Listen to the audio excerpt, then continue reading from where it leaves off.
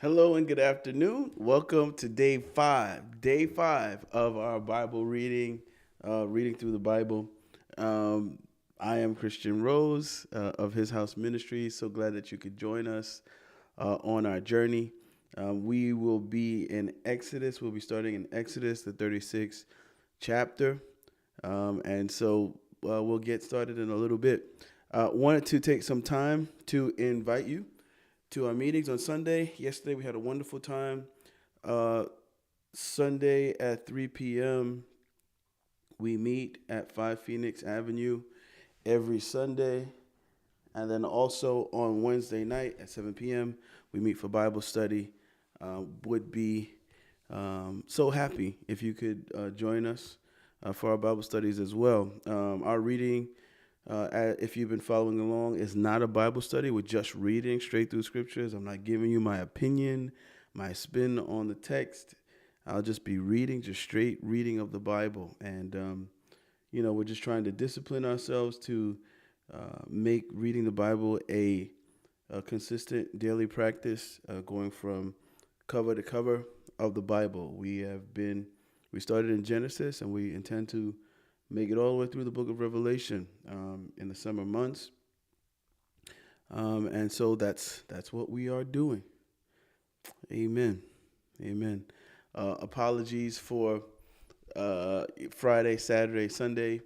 Things got busy on this end, and 4th of July, spending time with the family and taking care of some things around the house. Saturday also was a quite busy day, and Sundays are always very busy. So we'll do the best we can to stay consistent daily, but it's not a legalistic thing. But we definitely want to make it a regular practice to large read large portions of the Bible as often as we can. And even though we were not live reading the Bible, of course, spent time in the Word in the days that you didn't see me, and so should you. Don't let our not showing up on YouTube stop you from taking the time out daily to read the Word and spend time with the Lord. And so with that, we will pick up where we left off. Exodus, the 36th chapter. Take a little drink of water before I start, and then we'll get into it.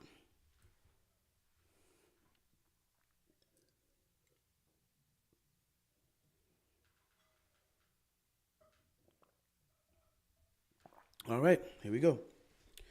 Bezalel and Aholiab, and every craftsman in whom the Lord has put skill and intelligence to know how to do any work in the construction of the sanctuary shall work in accordance with all that the Lord has commanded.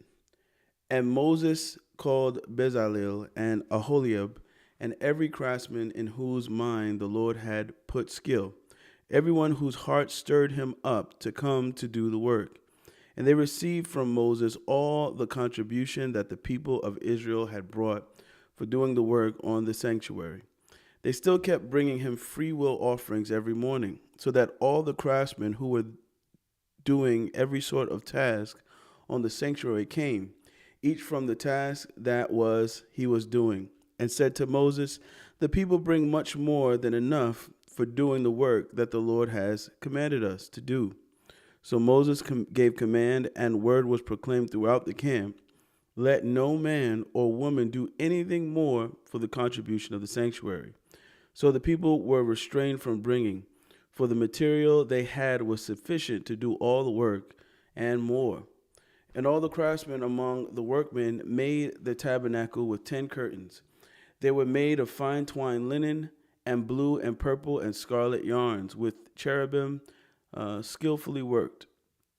The length of each curtain was 28 cubits, and the breadth of each curtain 4 cubits. All the curtains were the same size. He coupled 5 curtains to one another, and the other 5 curtains he coupled to one another. He made loops of blue on the edge of the outermost curtain of the first set. Likewise, he made them on the edge of the outermost curtain of the second set.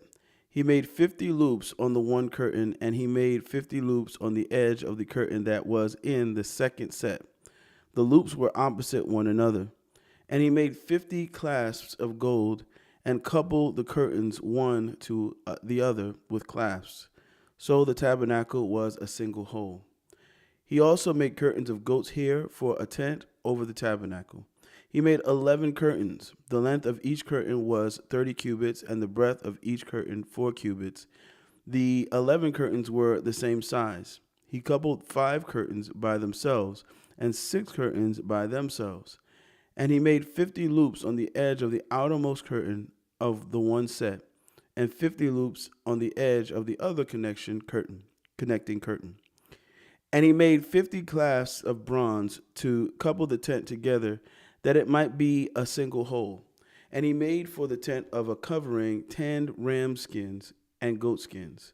Then he made the upright frames for the tabernacle of acacia wood.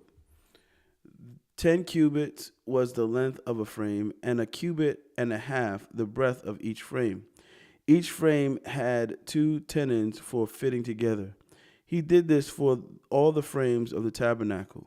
The frames for the tabernacle he made thus: 20 frames for the south side, and he made 40 bases of silver under the 20 frames, 2 bases under one frame for its 2 tenons, and 2 bases under the next frame for its 2 tenons.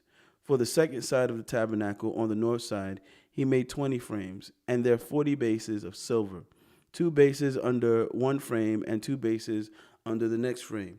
For the rear of the tabernacle westward, he made 6 frames. He made 2 frames for corners of the tabernacle in the rear, and they were separate beneath, but joined at the top, at the first ring. He made 2 of them this way for the 2 corners. There were 8 frames with their bases of silver, 16 bases under every frame, 2 bases. He made bars of acacia wood, 5 for the frames of the one side of the tabernacle, and 5 bars for the frames of the other side of the tabernacle, and 5 bars for the frames of the tabernacle at the rear westward. And he made the middle bar to run from end to end halfway up the frames. And he overlaid the frames with gold, and made their rings of gold for holders for the bars, and overlaid the bars with gold. He made the veil of blue and purple and scarlet yarns, and fine twined linen with cherubim skillfully worked into. He made it. And he made 4 pillars of acacia, and overlaid them with gold. Their hooks were of gold, and he cast for them 4 bases of silver. He also made a screen for the entrance of the tent, of blue and purple and scarlet yarns, and fine twined linen, embroidered with needlework, and its 5 pillars with their hooks. He overlaid their capitals, and their fillets were of gold, but their 5 bases were of bronze. Hey, Belinda, how you doing? How you doing? How you doing? Thanks for hanging out. All right, here we go. Bezalel made an ark of acacia wood. 2 cubits and a half was its length, a cubit and a half its breadth, and a cubit and a half its height. And he overlaid it with pure gold inside and outside, and made a molding of gold around it. And he cast for it 4 rings of gold for its 4 feet, 2 rings on its one side and 2 rings on its other side. And he made poles of acacia wood, and overlaid them with gold, and put the poles into the rings on the sides of the ark to carry the ark. And he made a mercy seat of pure gold. 2 cubits and a half was its length, and a cubit and a half its breadth. And he made 2 cherubim of gold. He made them of hammered work on the 2 ends of the mercy seat, 1 cherub on the one end, and 1 cherub on the other end. Of one piece with the mercy seat he made the cherubim on its 2 ends. The cherubim spread out their wings above, overshadowing the mercy seat with their wings, with their faces one to another. Toward the mercy seat were the faces of the cherubim. He also made the table of acacia wood. 2 cubits was its length, a cubit its breadth, and a cubit and a half its height. And he overlaid it with pure gold, and made a molding of gold around it. And he made a rim around it a handbreadth wide, and made a molding of gold around the rim. He cast for it 4 rings of gold, and fastened the rings to the 4 corners at its four legs. Close to the frame were the rings as holders for the poles to carry the table. He made the poles of acacia wood to carry the table and overlaid them with gold, and he made the vessels of pure gold that were to be on the table, its plates and dishes for incense, and its bowls and flagons with which to pour drink offerings. He also made the lampstand of pure gold. He made the lampstand of hammered work, its base, its stem, its cups, its calyxes, and its flowers were of one piece with it. And there were 6 branches going out of its sides, 3 branches of the lampstand out of one side of it, and 3 branches of the lampstand out of the other side of it. 3 cups made like almond blossoms, each with calyx and flower on one branch, and 3 cups made like almond blossoms, each with calyx and flower on the other branch. So for the 6 branches going out of the lampstand and on the lampstand itself were 4 cups made like almond blossoms, with their calyxes and flowers, and a calyx of one piece with it under and under each pair of the 6 branches going out of it. Their calyxes and their branches were of one piece with it. The whole of it was a single piece of hammered work of pure gold. And he made its 7 lamps, and its tongs, and its trays of pure gold. He made it and all its utensils out of a talent of pure gold. He made the altar of incense of acacia wood. Its length was a cubit, and its breadth was a cubit. It was square, and 2 cubits was its height. Its horns were of one piece with it. He overlaid it with pure gold, its top and around its sides and its horns. And he made a molding of gold around it, and made 2 rings of gold on it under its molding, on 2 opposite sides of it, as holders for the poles with which to carry it. And he made the poles of acacia wood and overlaid them with gold. He made the holy anointing oil also, and the pure fragrant incense, blended as by the perfumer. He made the altar of burnt offering of acacia wood. 5 cubits was its length, and 5 cubits its breadth. It was square, and 3 cubits was its height. He made horns for it on its 4 corners. Its horns were of one piece with it. And he overlaid it with bronze, and he made all the utensils of the altar, the pots, the shovels, the basins, the forks, and the fire pans. He made all its utensils of bronze. And he made for the altar a grating, a network of bronze under its ledge, extending halfway down. He cast 4 rings on the 4 corners of the bronze grating as holders for the poles. He made the poles of acacia wood and overlaid them with bronze. And he put the poles through the rings on the sides of the altar to carry it with them. He made it hollow with boards. He made the basins of basins of bronze, and its stand of bronze, from the mirrors of the ministering women who ministered in the entrance of the tent of meeting.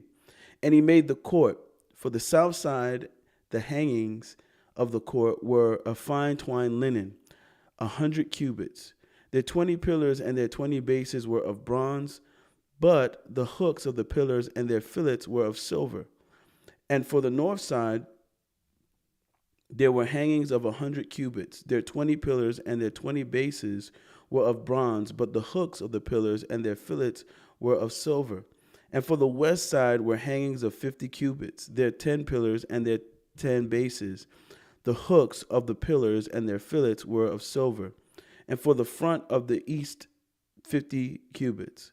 The hangings for one side of the gate were 15 cubits, with their 3 pillars and their 3 bases. And so for the other side. On both sides of the gate of the court were hangings of 15 cubits, with their 3 pillars and their 3 bases. All the hangings around the court were of fine twined linen, and the bases for the pillars were of bronze, but the hooks of the pillars and their fillets were of silver. The overlaying of their capitals was also of silver, and all the pillars of the court were filleted with silver. And the screen for the gate of the court was embroidered with needlework in blue and purple and scarlet yarns and fine twined linen. It was 20 cubits long and 5 cubits high in its breadth, corresponding to the hangings of the court. And their pillars were 4 in number. Their four bases were of bronze, their hooks of silver, and the overlaying of their capitals and their fillets of silver. And all the pegs for the tabernacle and for the court all around were of bronze. These are the records of the tabernacle of the testimony, as they were recorded at the commandment of Moses. The responsibility of the Levites under the direction of Ithamar, the son of Aaron the priest, Bezalel, the son of Uri, son of Hur, of the tribe of Judah, made all that the Lord commanded Moses, and with him was Aholiab, the son of Ahishamach, of the tribe of Dan, an engraver and designer, an embroiderer in blue and purple and scarlet yarns and fine twined linen. All the gold that was used for the work in all the construction of the sanctuary, the gold from the offering, was 29 talents and 730 shekels by the shekel of the sanctuary. The silver from those of the congregation who were recorded as was 100 talents and 1,775 shekels by the shekel of the sanctuary. A bekah a head, that is, half a shekel by the shekel of the sanctuary. For everyone who was listed in the records from 20 years old and upward, for 603,550 men, the 100 talents of silver were for casting the bases of the sanctuary and the bases of the veil, 100 bases for the 100 talents, a talent a base. And of the 1,775 shekels, he made hooks for the pillars and overlaid their capitals and made fillets for them. The bronze that was offered was 70 talents and 2,400 shekels. With it he made the bases for the entrance of the tent of meeting, the bronze altar and the bronze grating for it, and all the utensils of the altar, the bases around the court, and the bases of the gate of the court, all the pegs of the tabernacle, and all the pegs around the court. From the blue and purple and scarlet yarns, they made finely woven garments for ministering in the holy place. They made the holy garments for Aaron as the Lord had commanded Moses. He made the ephod of gold, blue and purple and scarlet yarns and fine twined linen, and they hammered out gold leaf, and he cut it into threads to work into the blue and purple and the scarlet yarns, and into the fine twined linen in skilled design. They made for the ephod attaching shoulder pieces joined to it and its two edges, and the skillfully woven band on it was of one piece with it, and made like it of gold, blue and purple and scarlet yarns and fine twined linen, as the Lord had commanded Moses. They made the onyx stones enclosed in settings of gold, filigree and engraved like the engravings of a signet, according to the names of the sons of Israel. And he set them on the shoulder pieces of the ephod to be stones of remembrance for the sons of Israel, as the Lord had commanded Moses. He made the breastpiece in skilled work, in the style of the ephod of gold, blue and purple and scarlet yarns and fine twined linen. It was square. They made the breastpiece doubled, a span its length, and a span its breadth when doubled. And they set it in 4 rows of stone. A row of sardius, topaz, and carbuncle was the first row, and the second row an emerald, a sapphire, and a diamond, and a third row a jacinth, and agate, and an amethyst, and the fourth row a beryl, an onyx, and a jasper. They were enclosed in settings of gold filigree. There were 12 stones with their names according to the names of the sons of Israel. They were like signets, each engraved with its name for the 12 tribes. And they made on the breastpiece twisted chains like cords of pure gold. And they made 2 settings of gold filigree and 2 gold rings, and put the 2 rings in the 2 edges of the breastpiece. And they put 2 cords of gold in the 2 rings at the edges of the breastpiece. They attached the 2 ends of the 2 cords to the 2 settings of filigree. Thus they attached it in front to the shoulder pieces of the ephod. Then they made 2 rings of gold and put them at the 2 ends of the breastpiece, on its inside edge next to the ephod. And they made 2 rings of gold and attached them in front to the lower part of the 2 shoulder pieces of the ephod, and its seam above the skillful woven band of the ephod. And they bound the breastpiece by its rings to the rings of the ephod with a lace of blue, so that it should lie on the skillfully woven band of the ephod, and that the breastpiece should not come loose from the ephod, as the Lord had commanded Moses. He, excuse me. He also made the robes of the ephod woven all of blue, and the opening of the robe in it was like the opening in a garment, with a binding around the opening, so that it might not tear. On the hem of the robe they made pomegranates of blue and purple and scarlet yarns and fine twined linen. They also made bells of pure gold and put the bells between the pomegranates all around the hem of the robe, between the pomegranates. A bell and a pomegranate, a bell and a pomegranate around the hem of the robe for ministering as the Lord had commanded Moses. They also made the coats woven of fine linen for Aaron and his sons, and the turban of fine linen, and the caps of fine linen, and the linen undergarments of fine twined linen, and the sash of fine twined linen, and of blue and purple and scarlet yarns embroidered with needlework, as the Lord had commanded Moses.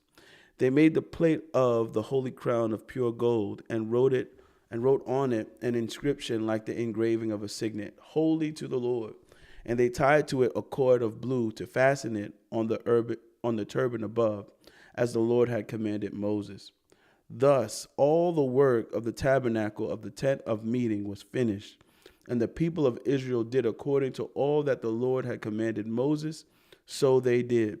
Then they brought the tabernacle to Moses, the tent and all its utensils, its hooks, its frames, its bars, its pillars, and its bases, the covering of 10 ram skins and goat skins, and the veil of the screen, the ark of the testimony with its poles, and the mercy seat, the table with all its utensils, and the bread of the presence, the lampstand of pure gold, and its lamps with the lamps set, and all its utensils, and the oil for the light, the golden altar, the anointing oil, and the fragrant incense, and the screen for the entrance of the tent, the bronze altar and its grating of bronze, its poles and all its utensils, the basin and its stand, the hangings of the court, its pillars and its bases, and the screen for the gate of the court, its cords and its pegs, and all the utensils for the service of the tabernacle, for the tent of meeting, the finely worked garments for ministering in the holy place,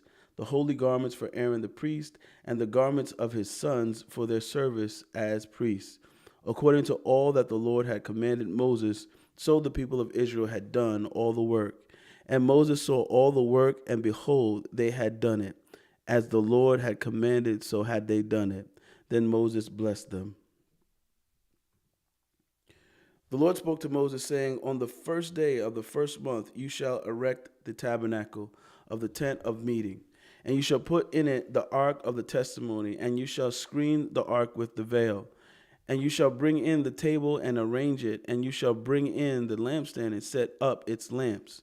And you shall put the golden altar for incense before the ark of the testimony, and set up the screen for the door of the tabernacle.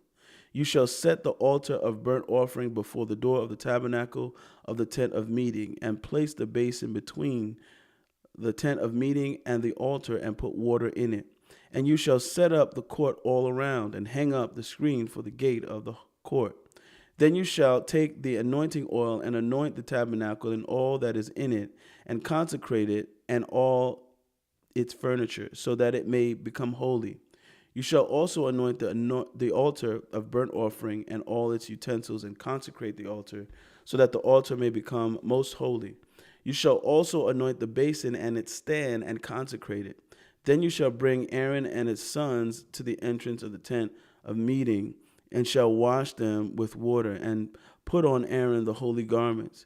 And you shall anoint him and consecrate him, that he may serve me as priest. You shall bring his sons also, and put coats on them, and anoint them as you anointed their father, that they may serve me as priests. And their anointing shall admit them to a perpetual priesthood throughout their generations. This Moses did according to all that the Lord commanded him. So he did. In the first month, in the second year, on the first day of the month, the tabernacle was erected. Moses erected the tabernacle. He laid its bases and set up its frames and put it in its poles and raised up its pillars. And he spread the tent over the tabernacle and put the covering of the tent over it, as the Lord had commanded Moses. He took the testimony and put it into the ark, and put the poles on the ark, and set the mercy seat above on the ark. And he brought the ark into the tabernacle and set up the veil of the screen and screened the ark of the testimony, as the Lord had commanded Moses. He put the table in the tent of meeting on the north side of the tabernacle outside the veil, and arranged the bread on it before the Lord, as the Lord had commanded Moses. He put the lampstand in the tent of meeting opposite the table of the south side of the tabernacle, and set up the lamps before the Lord, as the Lord commanded Moses. He put the golden altar in the tent of meeting before the veil, and burned fragrant incense on it, as the Lord had commanded Moses. He put in place the screen for the door of the tabernacle, and he set the altar of burnt offering at the entrance of the tabernacle of the tent of meeting, and offered on it the burnt offering and the grain offering, as the Lord had commanded Moses. He set the basin between the tent of meeting and the altar, and put water in it for washing, with which Moses and Aaron and his sons washed their hands and feet and their feet when they went into the tent of meeting. And when they approached the altar, they washed as the Lord commanded Moses. And he erected the court around the tabernacle and the altar, and set up the screen of the gate of the court. So Moses finished the work. Then the cloud covered the tent of meeting, and the glory of the Lord filled the tabernacle. And Moses was not able to enter the tent of meeting, because the cloud settled on it, and the glory of the Lord filled the tabernacle. Throughout all their journeys, whenever the cloud was taken up from over the tabernacle, the people of Israel would set out. But if the cloud was not taken up, then they did not set out till the day that it was taken up. For the cloud of the Lord was on the tabernacle by day, and fire was in it by night. In the sight of all the house of Israel throughout all their journeys. All right, we're in Leviticus now.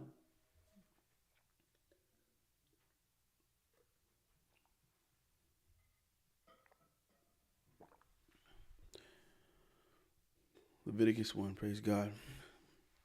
The Lord called Moses. Oh, we got a couple extra people in the chat, in the stream. Hey guys, just give me a thumbs up. Let me know you're here. Say hello in the chat. It's just a great encouragement to me, and it's always fun to know that we have people chiming in and rocking with us. So if you get a chance, just give us a shout, give us a wave, give us a thumbs up. I appreciate it. The Lord called Moses and spoke to him from the tent of meeting, saying, "Speak to the people of Israel and say to them, when any one of you brings an offering to the Lord, you shall bring your offering of livestock from the herd or from the flock. If his offering is a burnt offering from the herd, he shall offer a male without blemish. He shall bring it to the entrance of the tent of meeting, that he may be accepted before the Lord. He shall lay his hand on the head of the burnt offering, and it shall be accepted for him to make atonement for him. Then he shall kill the bull before the Lord, and Aaron's sons, the priests, shall bring the blood and throw the blood against the sides of the altar that is at the entrance of the tent of meeting. Then he shall flay the burnt offering and cut it into pieces. And the sons of Aaron, the priests, shall put fire on the altar and arrange wood on the fire. And Aaron's sons, the priests, shall arrange the pieces, the head and the fat, on the wood that is on the fire on the altar. But its entrails and its legs he shall wash with water. And the priest shall burn all of it on the altar as a burnt offering, a food offering, with a pleasing aroma to the Lord. If his gift for a burnt offering is from the flock, from the sheep or goats, he shall bring a male without blemish, and he shall kill it on the north side of the altar before the Lord. And Aaron's sons, the priests, shall throw its blood against the sides of the altar. And he shall cut it into pieces with its head and its fat, and the priest shall arrange them on the wood that is on the fire on the altar. But the entrails and the legs he shall wash with water. And the priest shall offer all of it and burn it on the altar. It is a burnt offering, a food offering with a pleasing aroma to the Lord. If his offering to the Lord is a burnt offering of birds, then he shall bring his offering of turtle doves or pigeons. And the priest shall bring it to the altar and wring off its head and burn it on the altar. Its blood shall be drained out on the side of the altar. He shall remove its crop with its contents and cast it beside the altar on the east side in the place for ashes. He shall tear it open by its wings, but shall not sever it completely. And the priest shall burn it on the altar, on the wood that is on the fire. It is a burnt offering, a food offering with a pleasing aroma to the Lord. Hey, Jackie, how you doing? Thank you for rocking with us. Leviticus, the second chapter. Whoa, excuse me. When anyone brings a grain offering as an offering to the Lord, his offering shall be of fine flour. He shall pour oil on it and put frankincense on it and bring it to Aaron's sons, the priests.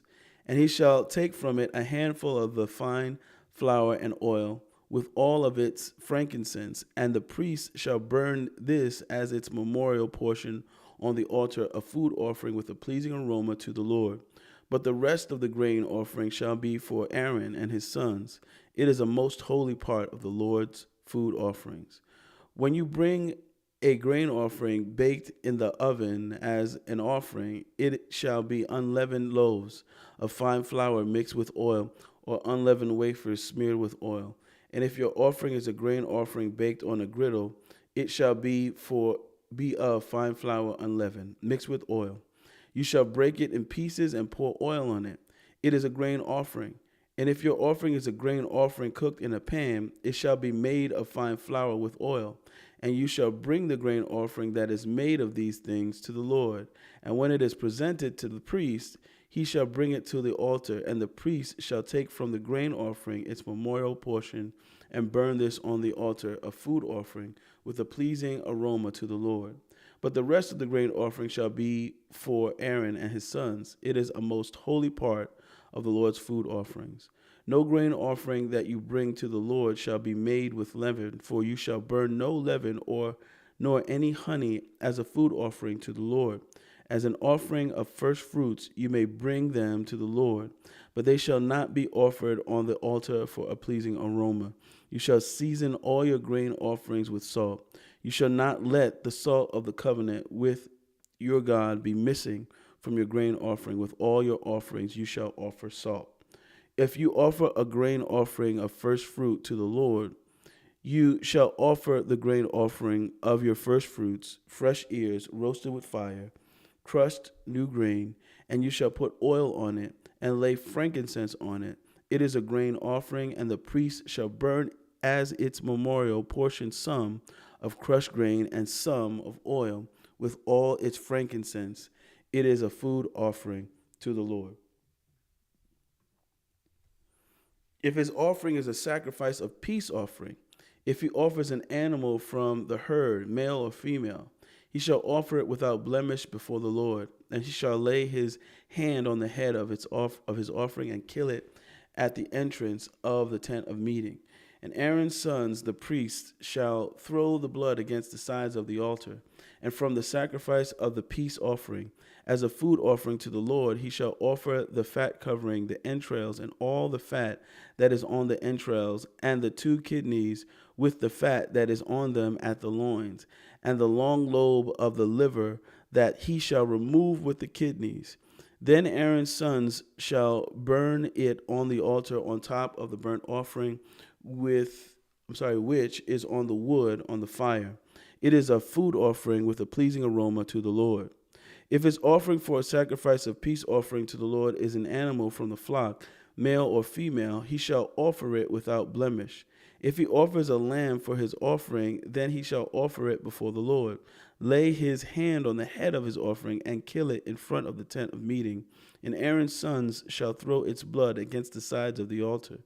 Then from the sacrifice of the peace offering he shall offer a food offering to the Lord, its fat. He shall remove the whole fat tail, cut off those to the backbone, and the fat that covers the entrails, and all the fat that is on the entrails, and the 2 kidneys with the fat is on them at the loins, and the long lobe of the liver, that he shall remove with the kidneys.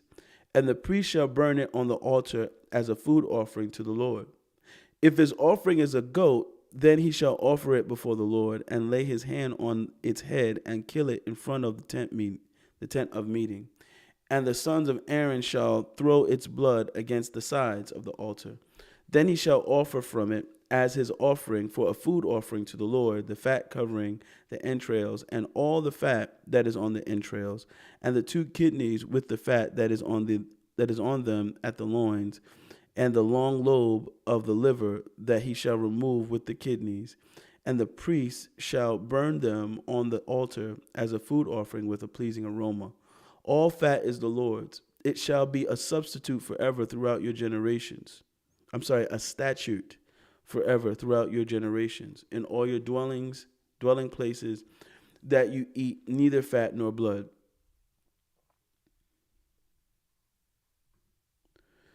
And the Lord spoke to Moses, saying, Speak to the people of Israel, saying, If anyone sins unintentionally in any of the Lord's commandments about things not to be done, and does any one of them, if it is the anointed priest who sins, thus bringing guilt on the people, then he shall offer for the sin that he has committed a bull from the herd without blemish to the Lord for a sin offering.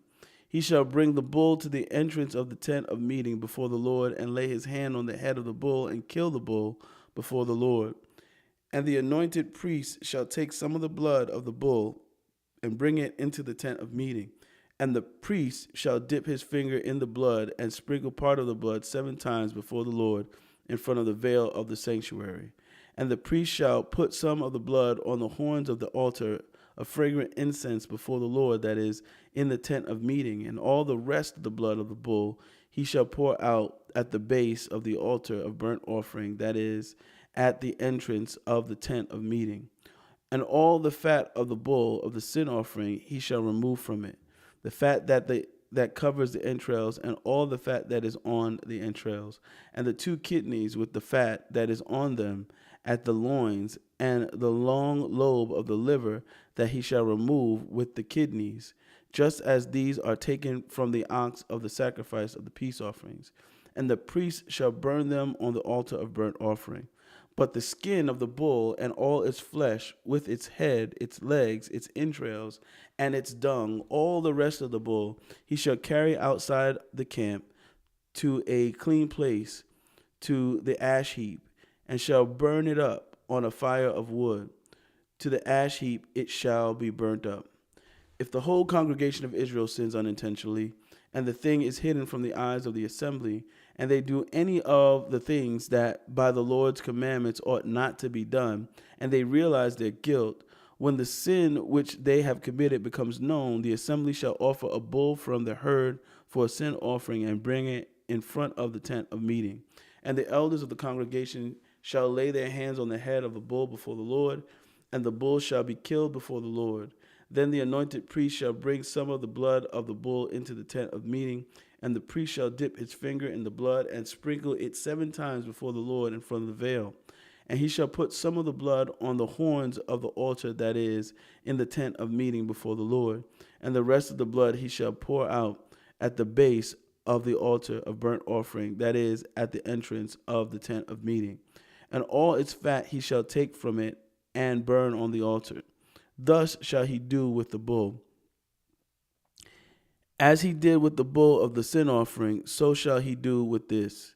And the priest shall make atonement for them, and they shall be forgiven. And he shall carry the bull outside the camp and burn it up, as he burned the first bull. It is the sin offering for the assembly. When a leader sins doing unintentionally any one of all the things that by the commandments of the Lord his God ought not to be done, and realizes his guilt, or the sin which he has committed is made known to him, he shall bring as his offering a goat, a male without blemish, and shall lay his hand on the head of the goat and kill it in the place where they kill the burnt offering before the Lord. It is a sin offering. Then the priest shall take some of the blood of the sin offering with his finger and put it on the horns of the altar of burnt offering and pour out the rest of its blood at the base of the altar of burnt offering. And all its fat he shall burn on the altar, like the fat of the sacrifice of peace offerings. So the priest shall make atonement for him for his sin, and he shall be forgiven. If any one of the common people sins unintentionally in doing any one of the things that by the Lord's commandments ought not to be done, and realizes his guilt, or the sin which he has committed is made known to him, he shall bring for his offering a goat, a female without blemish, for his sin which he has committed. And he shall lay his hand on the head of the sin offering and kill the sin offering in the place of burnt offering. And the priest shall take some of its blood with his finger and put it on the horns of the altar of burnt offering and pour out all the rest of its blood at the base of the altar. And all its fat he shall remove, as the fat is removed from the peace offerings. And the priest shall burn it on the altar of or for a pleasing aroma to the Lord. And the priest shall make an atonement for him, and he shall be forgiven. If he brings a lamb as his offering for a sin offering, he shall bring a female without blemish, and lay his hand on the head of the sin offering and kill it for a sin offering in the place where they kill the burnt offering. Then the priest shall take some of the blood of the sin offering with his finger and put it on the horns of the altar of burnt offering and pour out all the rest of its blood at the base of the altar. And all its fat he shall remove, as the fat of the lamb is removed from the sacrifice of peace offerings. And the priest shall burn it on the altar, on top of the Lord's food offerings. And the priest shall make atonement for him for the sin which he has committed, and he shall be forgiven. If anyone sins in that he hears a public adjuration to testify, and though he is a witness, whether he has seen or come to know the matter, yet does not speak, he shall bear his iniquity. Or if anyone touches an unclean thing, whether a carcass of an unclean wild animal, or a carcass of an unclean livestock, or a carcass of unclean swarming things, and it is hidden from him, and he has become unclean and realizes his guilt, or if he touches human uncleanness of whatever sort the uncleanness may be, which one becomes unclean, and it is hidden from him, when he comes to know it and realizes his guilt, or if anyone utters with his lips a rash oath, or do evil to do good, or to do evil or to do good, any sort of rash oath that people swear, and it is hidden from him, when he comes to know it and he realizes his guilt in any of these, when he realizes his guilt in any of these and confesses the sin he has committed, he shall bring to the Lord as his compensation for the sin that he has committed a female from the flock, a lamb or a goat for a sin offering, and the priest shall make atonement for him for his sin. But if he cannot afford a lamb, then he shall bring to the Lord as his compensation for the sin that he has committed 2 turtle doves or 2 pigeons, one for a sin offering and the other for a burnt offering. He shall bring them to the priest, who shall offer first the one for the sin offering. He shall wring its head from its neck, but shall not sever it completely. And he shall sprinkle some of the blood of the sin offering on the side of the altar, while the rest of the blood shall be drained out at the base of the altar. It is a sin offering. Then he shall offer the second for a burnt offering according to the rule, and the priest shall make atonement for him for the sin that he had or has committed, and he shall be forgiven. But if he cannot afford 2 turtle doves or 2 pigeons, then he shall bring as his offering for the sin that he has committed 1/10 of an ephah of fine flour for a sin offering. He shall put no oil on it, and shall put no frankincense on it, for it is a sin offering.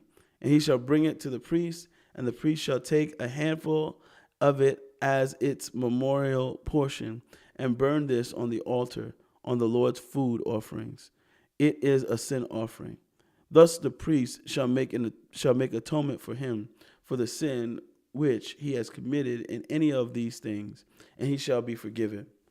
And the remainder shall be for the priest, as in the grain offering.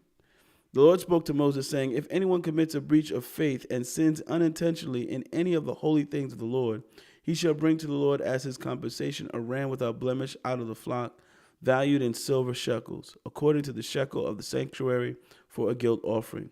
He shall also make restitution for what he has done amiss in the holy thing, and shall add a fifth to it and give it to the priest. And the priest shall make atonement for him with the ram of the guilt offering, and he shall be forgiven. If anyone sins doing any of the things that by the Lord's commandments ought not to be done, though he did not know it, then realizes his guilt, he shall bear his iniquity. He shall bring to the priest a ram without blemish out of the flock, or its equivalent, for a guilt offering, and the priest shall make atonement for him for the mistake that he made unintentionally, and he shall be forgiven. It is a guilt offering. He has indeed incurred guilt before the Lord. Then the Lord spoke to Moses, saying, if anyone sins and commits a breach of faith against the Lord by deceiving his neighbor in a matter of deposit or security, or through robbery, or if he has oppressed his neighbor or has found something lost and lied about it, swearing falsely in any of all the things that the people do and sin thereby, if he has sinned and has realized his guilt and will restore what he took by robbery or what he got by oppression or the deposit that was committed to him or the lost thing that he found or anything about which he has sworn falsely, he shall restore it in full and shall add a fifth to it and give it to him to whom it belongs on the day he realizes his guilt. And he shall bring to the priest as his compensation to the Lord a ram without blemish out of the flock, or its equivalent, for a guilt offering. And the priest shall make atonement for him before the Lord, and he shall be forgiven for any of the things that one may do and thereby become guilty. The Lord spoke to Moses, saying, command Aaron and his sons, saying, this is the law of the burnt offering. The burnt offering shall be on the hearth on the altar all night until the morning, and the fire of the altar shall be kept burning on it. And the priest shall put on his linen garment and put his linen undergarment on his body, and he shall take up the ashes to which the fire has reduced the burnt offering on the altar and put them beside the altar.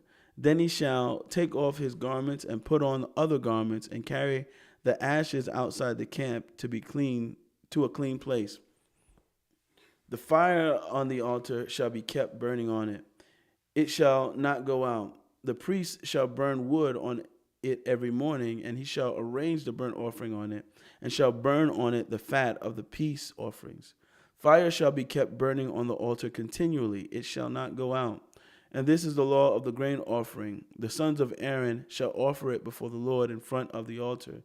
And one shall take from it a handful of the fine flour of the grain offering, and its oil, and all the frankincense that is on the grain offering, and burn this as its memorial portion on the altar, a pleasing aroma to the Lord. And the rest of it Aaron and his sons shall eat. It shall be eaten unleavened in a holy place. In the court of the tent of meeting they shall eat it. It shall not be baked with leaven. I have given it as their portion of my food offerings. It is a thing most holy, like the sin offering, the guilt offering, and the guilt offering. Every male among the children of Aaron may eat of it, as decreed forever throughout your generations. From the Lord's food offerings, whatever touches them shall become holy. The Lord spoke to Moses, saying, this is the offering that Aaron and his sons shall offer to the Lord on the day when he is anointed, a tenth of an ephah of fine flour as a regular grain offering, half of it in morning and half in the evening. It shall be made with oil on a griddle. You shall bring it well mixed in baked pieces, like a grain of offering, and offer it for a pleasing aroma to the Lord. The priest from among Aaron's sons, who is anointed to succeed him, shall offer it to the Lord as decreed forever. The whole of it shall be burned. Every grain offering of a priest shall be wholly burned. It shall not be eaten. The Lord spoke to Moses, saying, speak to Aaron and his sons, saying, this is the law of the sin offering. In the place where the burnt offering is killed shall the sin offering be killed before the Lord. It is most holy. The priest who offers it for sin shall eat it. In a holy place it shall be eaten, in the court of the tent of meeting. Whatever touches its flesh shall be holy, and when any of its blood is splashed on a garment, you shall wash that on which it was splashed in a holy place.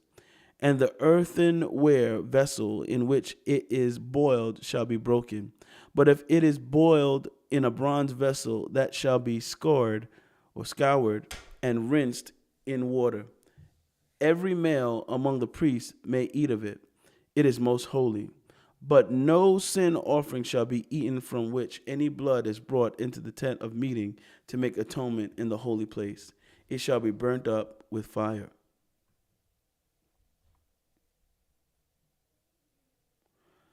This is the law of guilt offering. It is most holy. In the place where they kill the burnt offering, they shall kill the guilt offering, and its blood shall be thrown against the sides of the altar, and all its fat shall be offered. The fat tail, the fat that covers the entrails, the two kidneys with the fat that is on them at the loins, and the long lobe of the liver that he shall remove with the kidneys. The priest shall burn them on the altar as a food offering to the Lord. It is a guilt offering. Every male among the priests may eat of it. It shall be eaten in a holy place. It is most holy. The guilt offering is just like the sin offering. There is one law for them. The priest who makes atonement with it shall have it.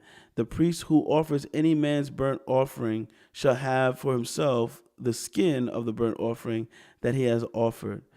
And every grain offering baked in the oven, and all that is prepared on a pan or a griddle shall belong to the priest who offers it.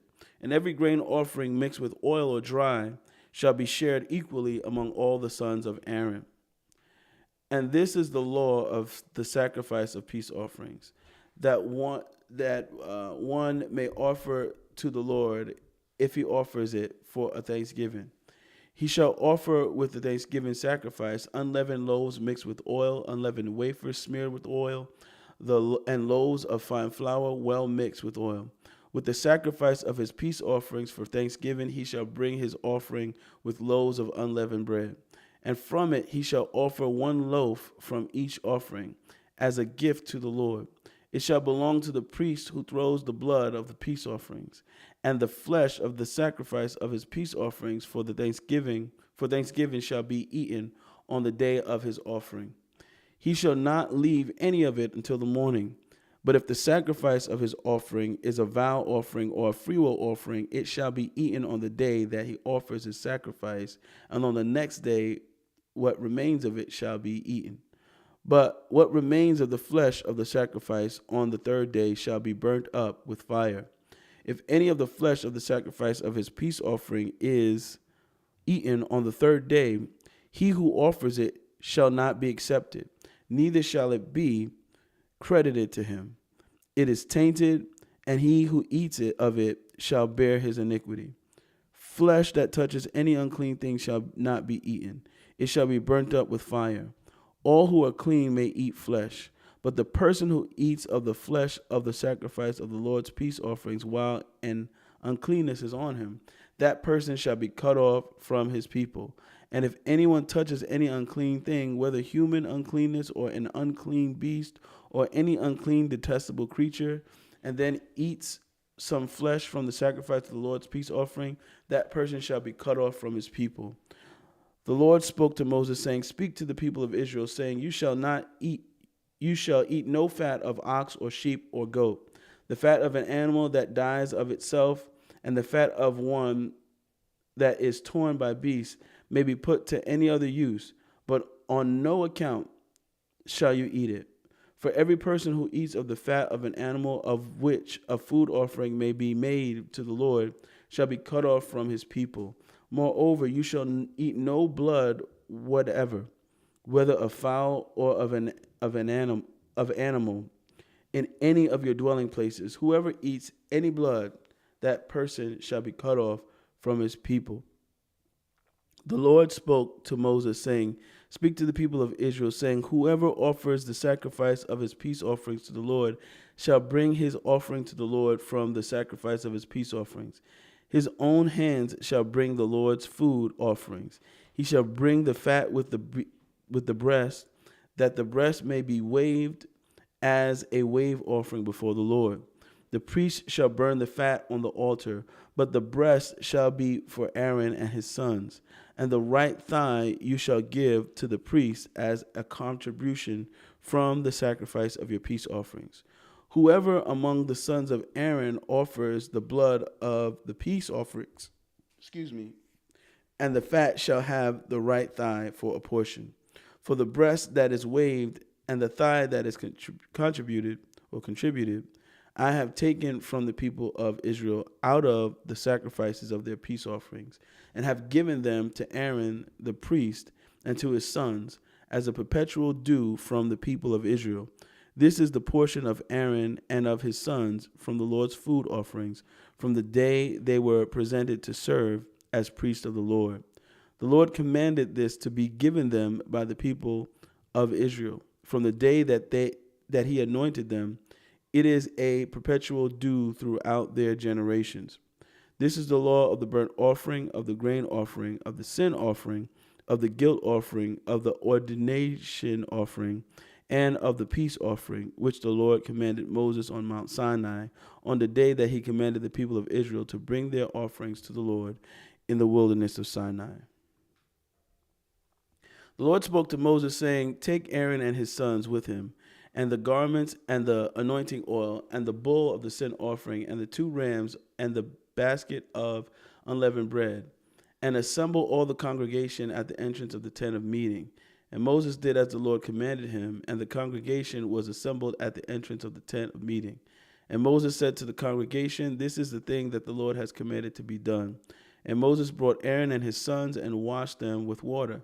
And he put the coat on him, and tied the sash around his waist, and clothed him with the robe, and put the ephod on him, and tied the skillfully woven band of the ephod around him, bringing it to him with the band. And he placed the breastpiece on him. In the breastpiece he put the Urim and the Thummim, and he set the turban on his head. And on the turban in front he set the golden plate, the holy crown, as the Lord commanded Moses. Then Moses took the anointing oil and anointed the tabernacle and all that was in it, and consecrated them. And he sprinkled some of it on the altar 7 times, and anointed the altar and all its utensils, and the basin and its stand, to consecrate them. And he poured some of the anointing oil on Aaron's head, and anointed him to consecrate him. And Moses brought Aaron's sons, and clothed them with coats, and tied sashes around their waists, and bound caps on them, as the Lord commanded Moses. Then he brought the bull of the sin offering, and Aaron and his sons laid their hands on the head of the bull of the sin offering, and he killed it. And Moses took the blood, and with his finger put it on the horns of the altar around it, and purified the altar, and poured out the blood at the base of the altar, and consecrated it to make atonement for it. And he took all the fat that was on the entrails, and the long lobe of the liver, and the 2 kidneys with their fat, and Moses burnt them on the altar. But the bull and its skin and its flesh and its dung he burnt up with fire outside the camp, as the Lord commanded Moses. Then he presented the ram of the burnt offering, and Aaron and his sons laid their hands on the head of the ram, and he killed it. And Moses threw the blood against the sides of the altar. He cut the ram into pieces, and Moses burnt the head and the pieces and the fat. He washed the entrails and the legs with water, and Moses burned the whole ram on the altar.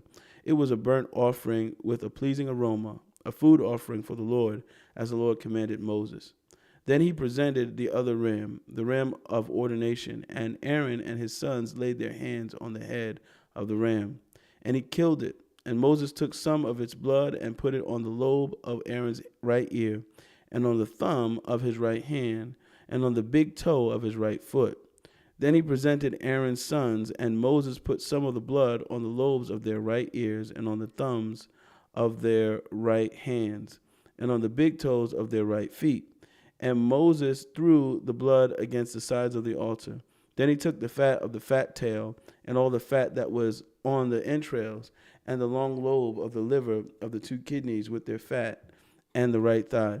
And out of the basket of unleavened bread that was before the Lord, he took one unleavened loaf and one loaf of bread with oil and one wafer, and placed them on the pieces of fat and on the right thigh. And he put all these in the hands of Aaron and in the hands of his sons, and waved them as a wave offering before the Lord. Then Moses took them from their hands and burned them on the altar with the burnt offering. This was an ordination offering with a pleasing aroma, a food offering to the Lord. And Moses took the breast and waved it for a wave offering before the Lord. It was Moses' portion of the ram of ordination, as the Lord commanded Moses. Then Moses took some of the anointing oil and of the blood that was on the altar, and sprinkled it on Aaron and his garments, and also on his sons and his sons' garments. So he consecrated Aaron and his garments, and his sons and his garments with him. And Moses said to Aaron and his sons, boil the flesh at the entrance of the tent of meeting, and there eat it, and the bread that is in the basket of ordination offerings, as I commanded, saying, Aaron and his sons shall eat it. And what remains of the flesh of the bread you shall burn up with fire. And you shall not go outside the entrance of the tent of meeting for 7 days, until the days of your ordination are completed. For it will take 7 days to ordain you, as has been done today. The Lord has commanded to be done to make atonement for you. At the entrance of the tent of meeting, you shall remain day and night for 7 days, performing what the Lord has charged, so that you do not die. For so I have been commanded. And Aaron and his sons did all the things that the Lord commanded by Moses. On the 8th day, Moses called Aaron and his sons and the elders of Israel, and he said to Aaron, take for yourself a bull calf for a sin offering, and a ram for a burnt offering, both without blemish, and offer them before the Lord. And say to the people of Israel, take a male goat for a sin offering, and a calf and a lamb, both a year old without blemish, for a burnt offering, and an ox and a ram for peace offerings to sacrifice before the Lord, and a grain offering mixed with oil. For today the Lord will appear to you. And they brought what Moses commanded in front of the tent of meeting, and all the congregation drew near and stood before the Lord. And Moses said, this is the thing that the Lord commanded you to do, that the glory of the Lord may appear to you. Then Moses said to Aaron, draw near to the altar and offer your sin offering and your burnt offering, and make atonement for yourself and for the people, and bring the offering of the people and make atonement for them, as the Lord has commanded. So Aaron drew near to the altar and killed the calf of the sin offering, which was for himself. And the sons of Aaron presented the blood to him, and he dipped his finger in the blood and put it on his horns, on the horns of the altar, and poured out the blood at the base of the altar. But the fat and the kidneys and the long lobe of the liver from the sin offering he burned on the altar, as the Lord commanded Moses. The flesh and the skin he burned up with fire outside the camp. Then he killed the burnt offering, and Aaron's sons handed him the blood, and he threw it against the sides of the altar. And they handed the burnt offering to him, piece by piece, and the head and he burned them on the altar. And he washed the entrails and the legs and burned them with the burnt offering on the altar. Then he presented the people's offerings. Then he presented the people's offering, and took the goat of the sin offering that was for the people, and killed it, and offered it as a sin offering, like the first one. And he presented the burnt offering, and offered it according to the rule. And he presented the grain offering, took a handful of it, and burned it on the altar besides the burnt offering of the morning. Then he killed the ox and the ram, the sacrifice of peace offerings for the people. And Aaron's sons handed him the blood, and he threw it against the sides of the altar. But the fat pieces of the ox and of the ram, the fat tail, and that which covers the entrails and the kidneys, and the long lobe of the liver, they put the fat pieces on the breasts, and he burned the fat pieces on the altar. But the breasts and the right thigh Aaron waved for a wave offering before the Lord, as Moses commanded. Then Aaron lifted up his hands toward the people and blessed them, and he came down from offering the sin offering and the burnt offering and the peace offerings. And Moses and Aaron went into the tent of meeting, and when they came out, they blessed the people. And the glory of the Lord appeared to all the people. And fire came out from before the Lord and consumed the burnt offering and the pieces of fat on the altar. And when all the people saw it, they shouted and fell on their faces.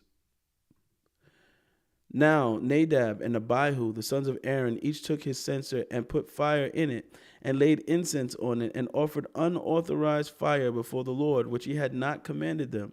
And fire came out from before the Lord and consumed them, and they died before the Lord. Then Moses said to Aaron, "This is what the Lord has said. Among those who are near me I will be sanctified, and before all the people I will be glorified." And Aaron held his peace. And Moses called Mishael and Elzaphan, the sons of Uzziel, the uncle of Aaron, and said to them, "Come near, carry your brothers away from the front of the sanctuary and out of the camp." So they came near and carried them in their coats out of the camp, as Moses had said. And Moses said to Aaron and Eleazar and Ithamar his sons, Do not let the hair of your heads hang loose, and do not tear your clothes, lest you die, and wrath come upon all the congregation. But let your brothers, the whole house of Israel, bewail the burning that the Lord has kindled. And do not go outside the entrance of the tent of meeting, lest you die, for the anointing oil of the Lord is upon you. And they did according to the word of Moses. And the Lord spoke to Aaron, saying, Drink no wine nor strong drink, you or your sons with you, when you go into the tent of meeting, lest you die.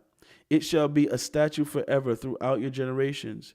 You are to distinguish between the holy and the common, and between the unclean and the clean. And you are to teach the people of Israel all the statutes that the Lord has spoken to them by Moses. Moses spoke to Aaron and to Eleazar and Ithamar, his surviving sons.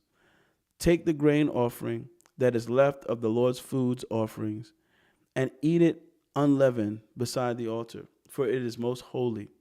You shall eat it in a holy place, because it is your due and your son's due from the Lord's food offerings, for so I am commanded. But the breast that is waved and the thigh that is contributed, you shall eat in a clean place, you and your sons and your daughters with you, for they are given as your due and your son's due from the sacrifices of the peace offerings of the people of Israel. The thigh that is contributed and the breast that is waved, they shall bring with the food offerings of the fat pieces to wave for a wave offering before the Lord. And it shall be yours and your sons with you as a due forever, as the Lord has commanded. Now Moses diligently inquired about the goat of the sin offering, and behold, it was burned up. And he was angry with Eleazar and Ithamar, the surviving sons of Aaron, saying, Why have you not eaten the sin offering in the place of the sanctuary, since it is a thing most holy and has been given to you, that you may bear the iniquity of the congregation to make atonement for them before the Lord? Behold, its blood was not brought into the inner part of the sanctuary. You certainly ought to have eaten it in the sanctuary, as I commanded. And Aaron said to Moses, Behold, today they have offered their sin offering and their burnt offering before the Lord, and yet such things as these have happened to me. If I had eaten the sin offering today, would the Lord have approved? And Moses heard and when Moses heard that, he approved. And the Lord spoke to Moses and Aaron, saying to them, Speak to the people of Israel, saying, These are the living things that you may eat among all the animals that are on the earth. Whatever parts of the hoof and is cloven-footed, and chews the cud among the animals, you may eat.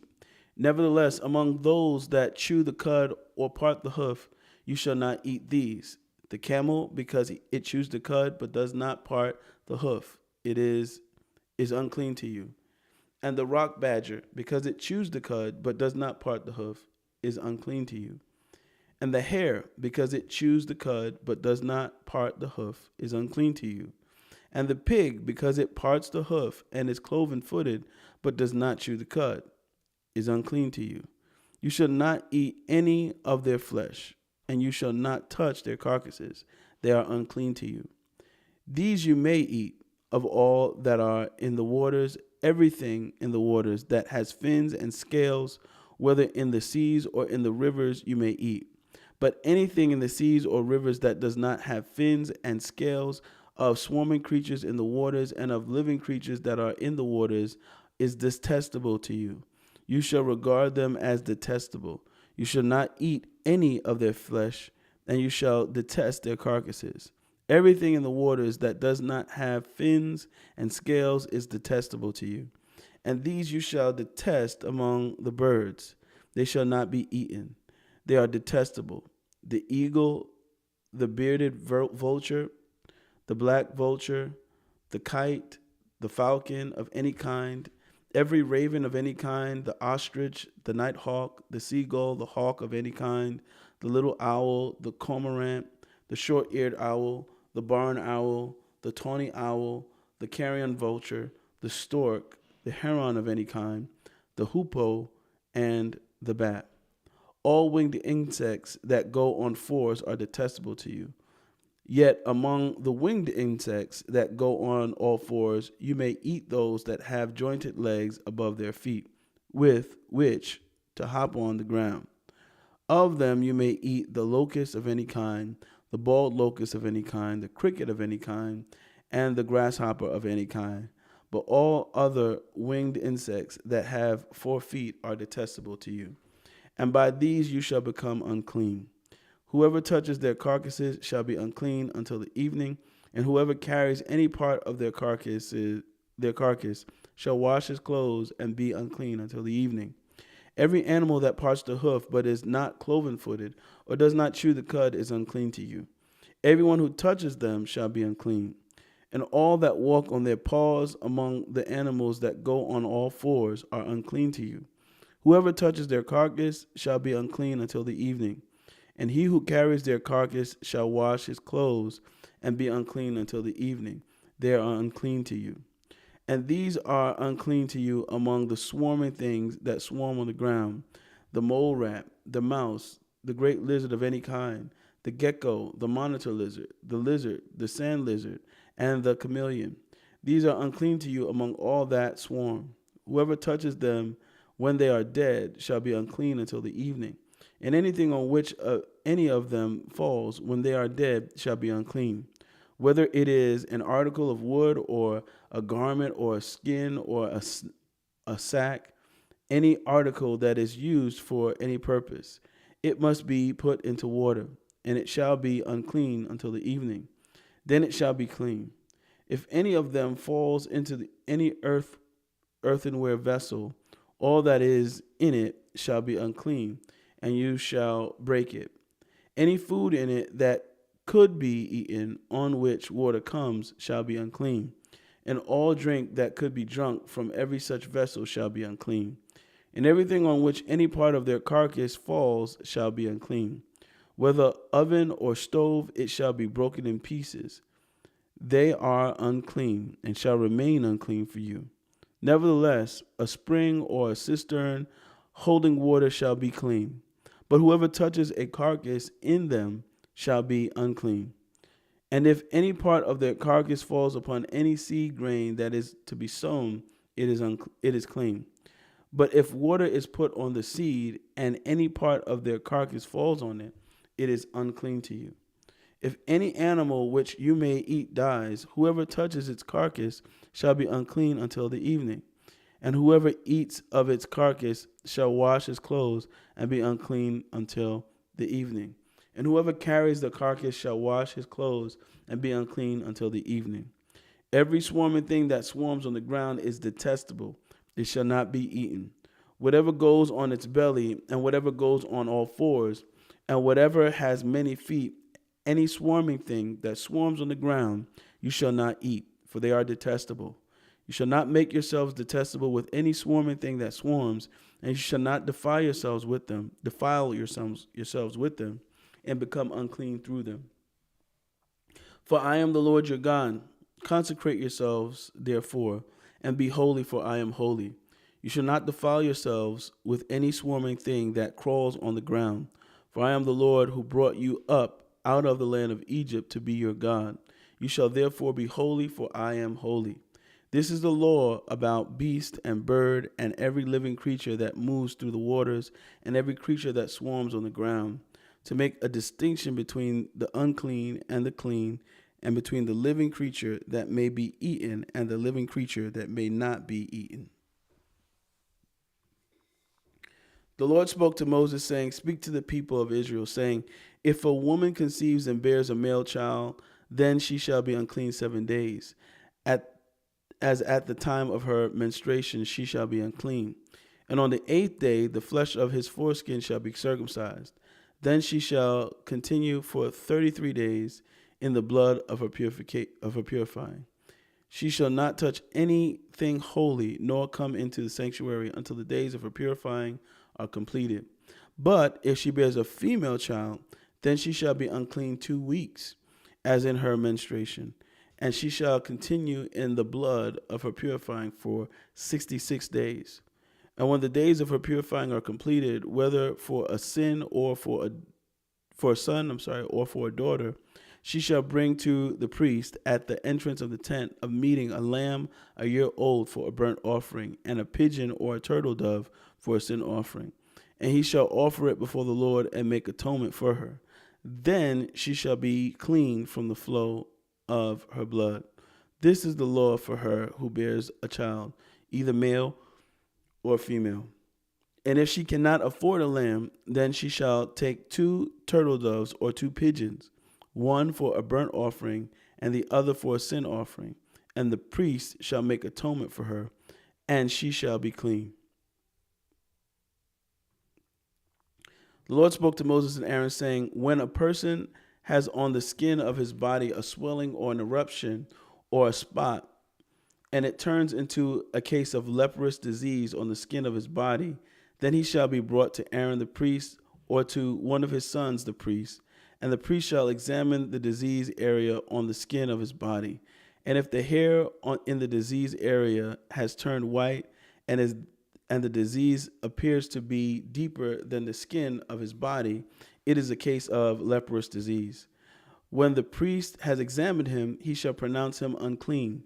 But if the spot is white in the skin of his body and appears no deeper than the skin, and the hair in it has not turned white, the priest shall shut up the diseased person for 7 days. And the priest shall examine him on the 7th day, and if in his eyes disease is checked, and the disease has not spread in the skin, then the priest shall shut him up another 7 days, and the priest shall examine him again on the 7th day. And if the disease area has faded and the disease has not spread in the skin, then the priest shall pronounce him clean. It is only an eruption. And he shall wash his clothes and be clean. But if the eruption spreads in the skin, after he has shown himself to the priest for his cleansing, he shall appear again before the priest. And the priest shall look, and if the eruption has spread in the skin, then the priest shall pronounce him unclean. It is a leprous disease. When a man is afflicted with a leprous disease, he shall be brought to the priest, and the priest shall look, and if there is a white swelling in the skin that has turned the hair white, and there is raw flesh and swelling, it is a chronic leprous disease in the skin of his body, and the priest shall pronounce him unclean. He shall not shut him up, for he is unclean. And if the leprous disease breaks out in the skin, so that the leprous disease covers all the skin of the diseased person from head to foot, so far as the priest can see, then the priest shall look, and if the leprous disease has covered all his body, he shall pronounce him clean of the disease. It has all turned white, and he is clean.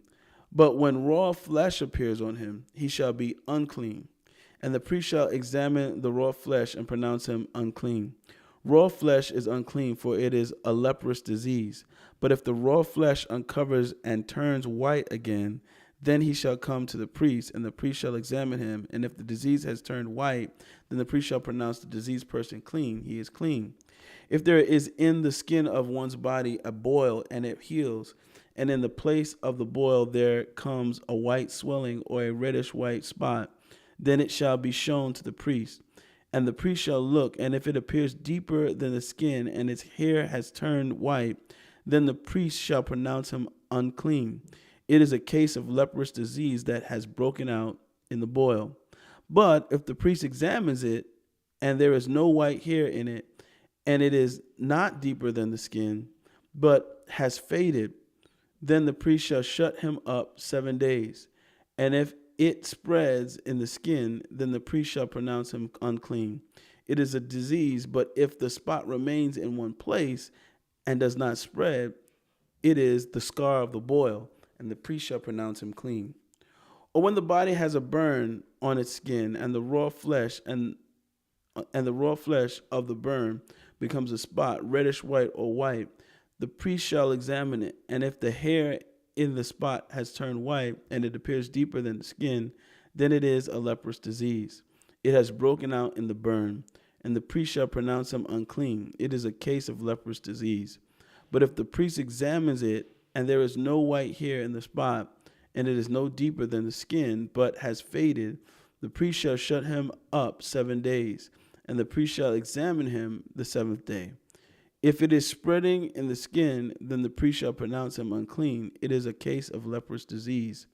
But if the spot remains in one place and does not spread in the skin, but has faded, it is a swelling from the burn, and the priest shall pronounce him clean, for it is the scar of the burn. When a man or woman has a disease on the head or the beard, the priest shall examine the disease, and if it appears deeper than the skin, and the hair in it is yellow and thin, then the priest shall pronounce him unclean. It is an itch, a leprous disease of the head or beard. And if the priest examines the itching disease, and it appears no deeper than the skin, then there is no black hair in it, then the priest shall shut up the person with the itching disease for 7 days. And on the 7th day, the priest shall examine the disease.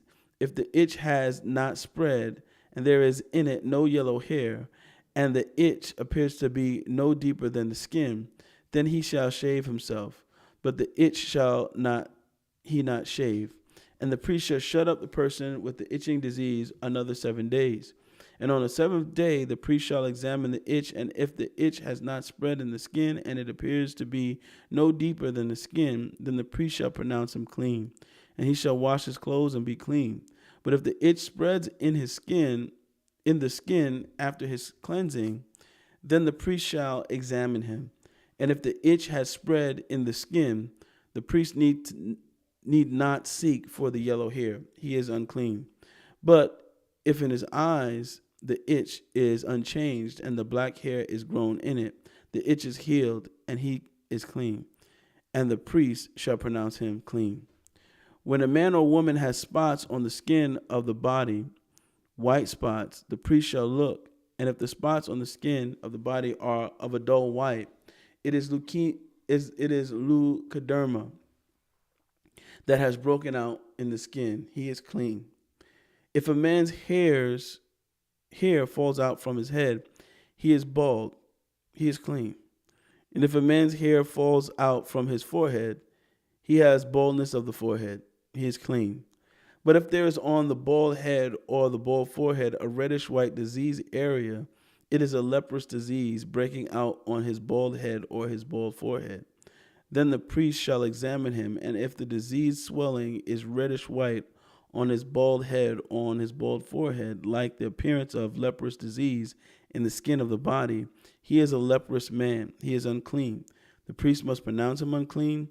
His disease is on his head. The leprous person who has the disease shall wear torn clothes, and let the hair of his head hang loose, and he shall cover his upper lip, and cry out, unclean, unclean. He shall remain unclean as long as he has the disease. He is unclean. He shall live alone. His dwelling shall be outside the camp.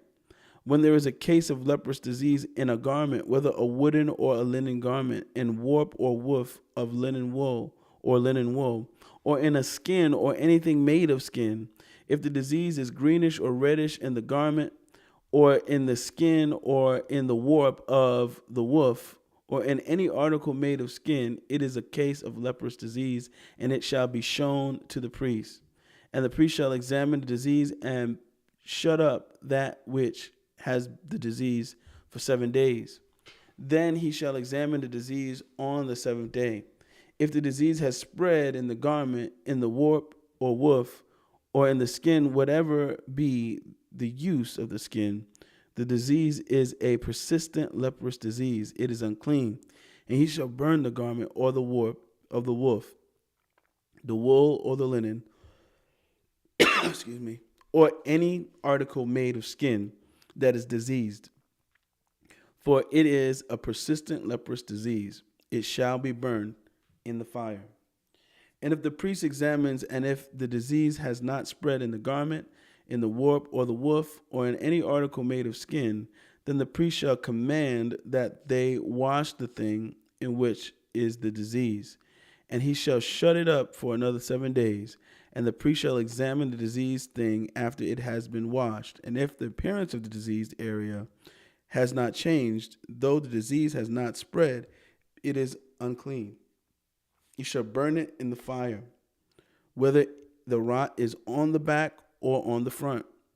But if the priest examines, and if the disease area has faded after it has been washed, he shall tear it out of the garment, or the skin, or the warp, or the woof. Then if it appears again in the garment, in the warp, or the woof, or in any article made of skin, it is spreading. You shall burn it. You shall burn with fire whatever has the disease. But the garment, or the warp, or the woof, or any article made of skin from which the disease departs, when you have washed it, shall then be washed a second time, and be clean. This is the law for a case of leprous disease in a garment of wool or linen, either in the warp or the woof, or in any article made of skin, to determine whether it is clean or unclean. The Lord spoke to Moses, saying, This shall be the law of the leprous person for the day of his cleansing. He shall be brought to the priest, and the priest shall go out of the camp, and the priest shall look. Then, if the case of leprous disease is healed in the leprous person, the priest shall command them to take for him who is to be cleansed 2 live, clean birds, and cedar wood, and scarlet yarn, and hyssop. And the priest shall command them to kill one of the birds in an earthenware vessel over fresh water. He shall take the live bird with the cedar wood, and the scarlet yarn, and the hyssop, and dip them and the live bird in the blood of the bird that was killed over the fresh water. And he shall sprinkle it 7 times on him who is to be cleansed of the leprous disease. Then he shall pronounce him clean, and shall let the living bird go into the open field. And he who is to be cleansed shall wash his clothes, and shave off all his hair, and bathe himself in water, and he shall be clean. And after that he may come into the camp, but live outside his tent 7 days. And on the 7th day he shall shave off all his hair from his head, his beard, and his eyebrows. He shall shave off all his hair. And then he shall wash his clothes, and bathe his body in water, and he shall be clean. And on the 8th day he shall take 2 male lambs without blemish, and 1 ewe lamb a year old without blemish, and a grain offering of 3/10 of an ephah of fine flour mixed with oil, and 1 log of oil. And the priest who cleanses him shall set the man who is to be cleansed and these things before the Lord at the entrance of the tent of meeting. And the priest shall take 1 of the male lambs and offer it for a guilt offering, along with the log of oil, and wave them for a wave offering before the Lord. And he shall kill the lamb in the place where they kill the sin offering and the burnt offering, in the place of the sanctuary, for the guilt offering, like the sin offering, belongs to the priest. It is most holy. The priest shall take some of the blood of the guilt offering, and the priest shall put it on the lobe of the right ear of him who is to be cleansed, and on the thumb of his right hand, and on the big toe of his right foot. Then the priest shall take some of the log oil and pour it onto the palm of his own left hand, and dip his right finger in the oil that is in his left hand, and sprinkle some oil with his finger 7 times before the Lord. And some of the oil that remains in his hand, the priest shall put on the lobe of the right ear of him who is to be cleansed, and on the thumb of his right hand, and on the big toe of his right foot, on the top of the blood of the guilt offering. And the rest of the oil that is in the priest's hand, he shall put on the head of him who is to be cleansed. Then the priest shall make atonement for him before the Lord. The priest shall offer the sin offering to make atonement for him who is to be cleansed from his uncleanness. And afterward he shall kill the burnt offering. And the priest shall offer the burnt offering and the grain offering on the altar. Thus the priest shall make atonement for him, and he shall be clean. But if he is poor and cannot afford so much, then he shall take one male lamb for a guilt offering, to be waved to make atonement for him, and a tenth of an ephah of fine flour mixed with oil for a grain offering, and a log of oil. Also 2 turtle doves or 2 pigeons, whichever he can afford. The one shall be a sin offering, and the other a burnt offering. And on the 8th day he shall bring them for his cleansing to the priest, to the entrance of the tent of meeting before the Lord. And the priest shall take the lamb of the guilt offering and the log of oil, and the priest shall wave them for a wave offering before the Lord. And he shall kill the lamb of the guilt offering. And the priest shall take some blood of the guilt offering and put it on the lobe of the right ear of him who is to be cleansed, and on the thumb of his right hand, and on the big toe of his right foot. And the priest shall pour some of the oil into the palm of his own left hand, and shall sprinkle with his right finger some of the oil that is in his left hand, 7 times before the Lord. And the priest shall put some of the oil that is in his hand on the lobe of his right ear of him who is to be cleansed, and on the thumb of his right hand, and on the big toe of his right foot, in the place where the blood of the guilt offering was put. And the rest of the oil that is in the priest's hand he shall put on the head of him who is to be cleansed, to make atonement for him before the Lord. And he shall offer the turtle doves, he should offer of the turtle doves or pigeons, whichever he can afford, one for a sin offering and the other for a burnt offering, along with a grain offering. And the priest shall make atonement before the Lord for him who is being cleansed. This is the law for him in whom is a case of leprous disease, who cannot afford the offerings for his cleansing. The Lord spoke to Moses and Aaron, saying, when you come into the land of Canaan, which I give you for a possession, and I put a case of leprous disease in a house in the land of your possession, then he who owns the home shall come and tell the priest, there seems to me to be some case of disease in my house. Then the priest shall command that they empty the house before the priest goes to examine the disease, lest all that is in the house be declared unclean. And afterward the priest shall go in to see the house, and he shall examine the disease. And if the disease in the walls of the house with greenish, reddish spots, and if it appears to be deeper than the surface, then the priest shall go out of the house to the door of the house and shut up the house 7 days. And the priest shall come again on the 7th day and look. If the disease has spread in the walls of the house, then the priest shall command that they take out the stones in which is the disease and throw them into an unclean place outside the city. And he shall have the inside of the house scraped all around, and the plaster that they scrape off they shall pour out in an unclean place outside the city. Then they shall take all other stones and put them in the place of those stones. And he shall take other plaster and plaster the house. If the disease breaks out again in the house, after he has taken out the stones and scraped the house and plastered it, then the priest shall go and look. And if the disease has spread in the house, it is a persistent leprous disease in the house, it is unclean. And he shall break down the house, its stones and timber, and all the plaster of the unclean, and all the plaster of the house, and he shall carry them out of the city to an unclean place. Moreover, whoever enters the house while it is shut up shall be unclean until the evening. And whoever sleeps in the house shall wash his clothes, and whoever eats in the house shall wash his clothes. But if the priest comes and looks, and if the disease has not spread in the house after the house was plastered, then the priest shall pronounce the house clean. for the disease is healed.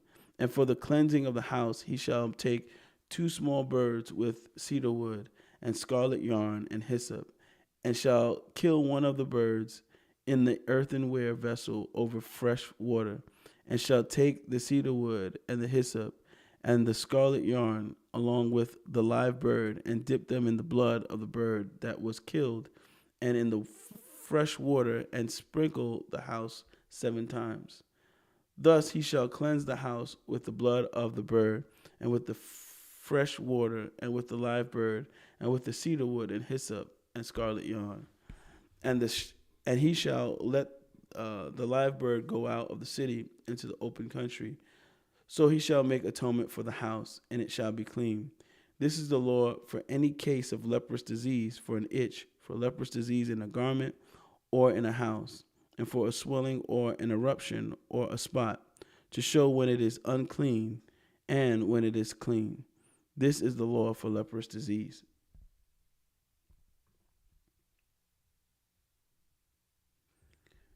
The Lord spoke to Moses and Aaron, saying, Speak to the people of Israel and say to them, when any man has a discharge from his body, his discharge is unclean. And this is the law of his uncleanness for a discharge. Whether his body runs with his discharge or his body is blocked up by his discharge, it is his uncleanness. Every bed on which the one with the discharge lies shall be unclean, and everything on which he sits shall be unclean. And anyone who touches his bed shall wash his clothes and bathe himself in water and be unclean until the evening. And whoever sits on anything on which the one with the discharge has sat shall wash his clothes and bathe himself in water and be unclean until the evening. And whoever touches the body of the one with the discharge shall wash his clothes and bathe himself in water and be unclean until the evening. And if the one with the discharge spits on someone who is clean, and then he shall wash his clothes and bathe himself in water and be unclean until the evening. And any saddle on which the one with the discharge rides shall be unclean. And whoever touches anything that was under him shall be unclean until the evening. And whoever carries such things, shall wash his clothes and bathe himself in water and be unclean until the evening.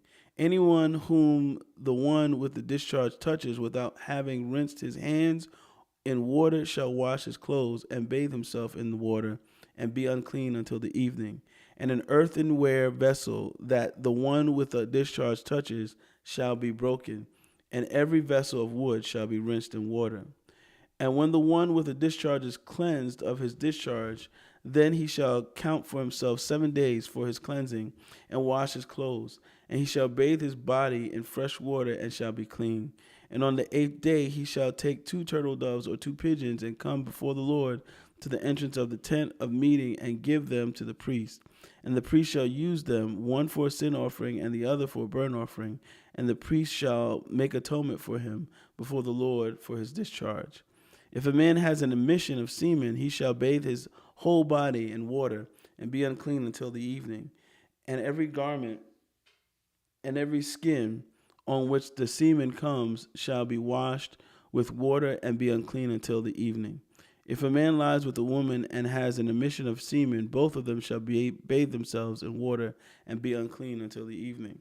When a woman has a discharge, and the discharge in her body is blood, she shall be in her menstrual impurity for 7 days, and whoever touches her shall be unclean until the evening. And everything on which she lies during her menstrual impurity shall be unclean. Everything also on which she sits shall be unclean. And whoever touches her bed shall wash his clothes and bathe himself in water and be unclean until the evening. And whoever touches anything on which she sits shall wash his clothes and bathe himself in water and be unclean until the evening. Whether it is the bed or anything on which she sits, when he touches it, he shall be unclean until the evening. And if any man lies with her and her menstrual impurity comes upon him, he shall be unclean 7 days, and every bed on which he lies shall be unclean. If a woman has a discharge of blood for many days, not at the time of her menstrual impurity, or if she has a discharge beyond the time of her impurity, all the days of the discharge shall continue in uncleanness. as in the days of her impurity, she shall be unclean. Every bed on which she lies, all the days of her discharge shall be to her as the bed of her impurity. And everything on which she sits shall be unclean, as in the uncleanness of her menstrual impurity. And whoever touches these things shall be unclean, and shall wash his clothes and bathe himself in water and be unclean until the evening. But if she is cleansed of her discharge, she shall count for herself 7 days, and after that she shall be clean. And on the 8th day she shall take 2 turtle doves or 2 pigeons, and bring them to the priest to the entrance of the tent of meeting. And the priest shall use one for a sin offering, and the other for a burnt offering. And the priest shall make atonement for her before the Lord for her unclean discharge. Thus you shall keep the people of Israel separate from their uncleanness, lest they die in their uncleanness by defiling my tabernacle, that is, in their midst. This is the law for him who has a discharge, and for him who has an emission of semen, becoming unclean thereby. Also for her is unwell with her menstrual impurity, that is, for anyone male or female who has a discharge, and for the male who lies with a woman who is unclean. Amen.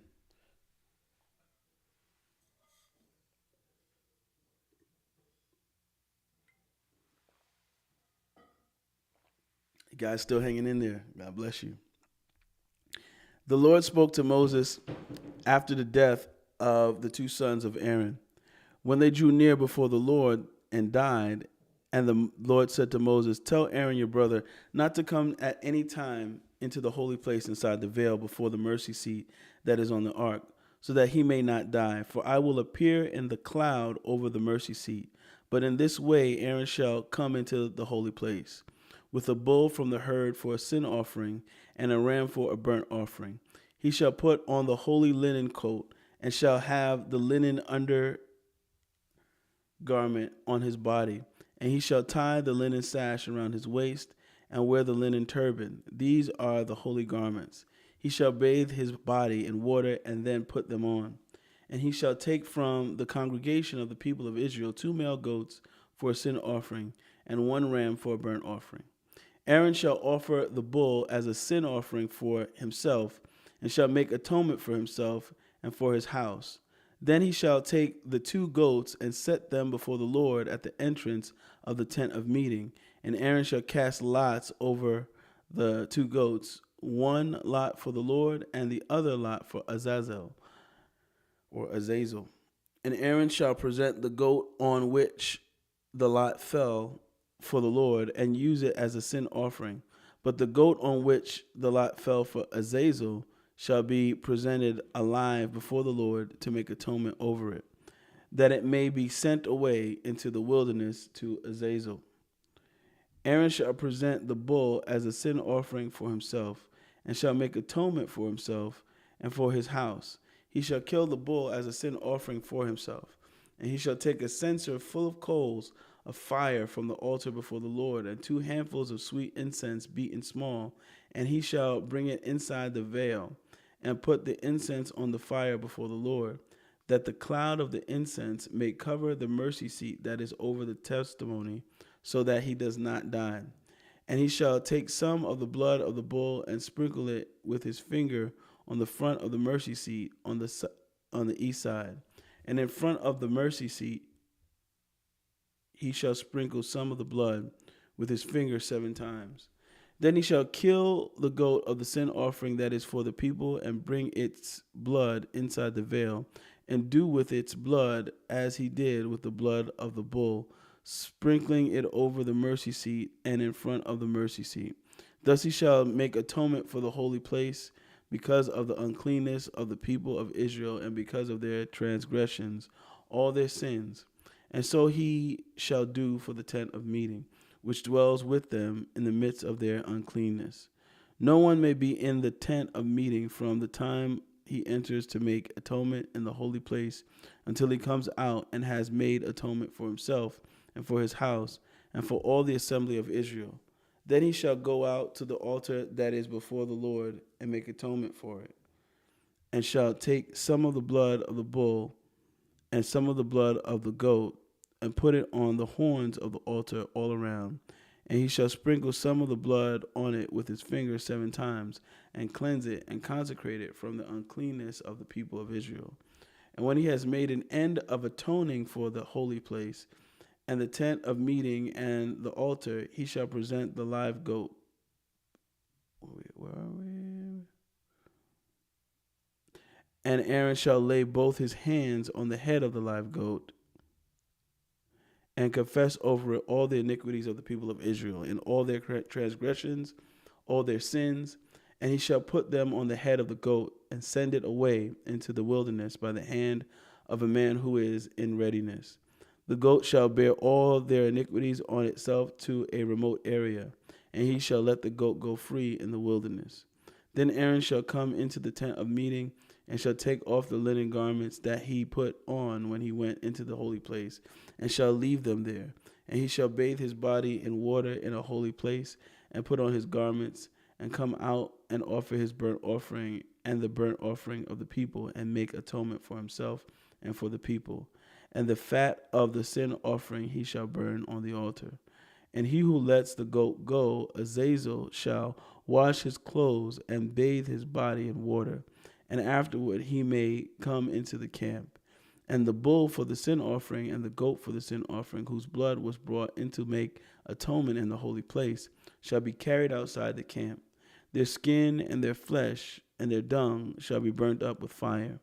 And he who burns them shall wash his clothes and bathe his body in water, and afterward he may come into the camp. And it shall be a statute to you forever, that in the 7th month, on the 10th day of the month, you shall afflict yourselves, and shall do no work, either the native or the stranger who sojourns among you. For on this day shall atonement be made for you to cleanse you. You shall be clean before the Lord from all your sins. It is a Sabbath of solemn rest to you, and you shall afflict yourselves. It is a statute forever. And the priest who is anointed and consecrated as priest in his father's place shall make atonement wearing the holy linen garments. He shall make atonement for the holy sanctuary, and he shall make atonement for the tent of meeting and for the altar, and shall make atonement for the priests and for all the people of the assembly. And this shall be a statute forever for you, that atonement may be made for the people of Israel once in the year because of all their sins. And Aaron did as the Lord commanded Moses. And the Lord spoke to Moses, saying, Speak to Aaron and his sons and to all the people of Israel, and say to them, This is the thing that the Lord has commanded. If any one of the house of Israel kills an ox or a lamb or a goat in the camp, or kills it outside the camp, and does not bring it to the entrance of the tent of meeting to offer it as a gift to the Lord in front of the tabernacle of the Lord, blood guilt shall be imputed to that man. He has shed blood, and that man shall be cut off from among his people. This is to the end that the people of Israel may bring their sacrifices that they sacrifice in the open field, that they may bring them to the Lord, to the priests at the entrance of the tent of meeting, and sacrifice them as sacrifices of peace offerings to the Lord. And the priest shall throw the blood on the altar of the Lord at the entrance of the tent of meeting, and burn the fat for a pleasing aroma to the Lord. So they shall no more sacrifice their sacrifices to goat demons, after whom they whore. This shall be a statute forever for them throughout their generations. And you shall say to them, Any one of the house of Israel, or of the strangers who sojourn among them, who offers a burnt offering or sacrifice, and does not bring it to the entrance of the tent of meeting to offer it to the Lord, that man shall be cut off from his people. If any one of the house of Israel or the strangers who sojourn among them eats any blood, I will set my face against that person who eats blood, and will cut him off from among his people. For the life of the flesh is in the blood, and I have given it for you on the altar to make atonement for your souls. For it is the blood that makes atonement by the life. Therefore I have said to the people of Israel, No person among you shall eat blood, neither shall any stranger who sojourns among you eat blood.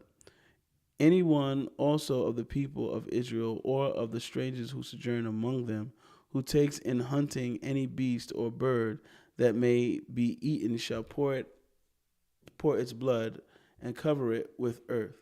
For the life of every creature is its blood.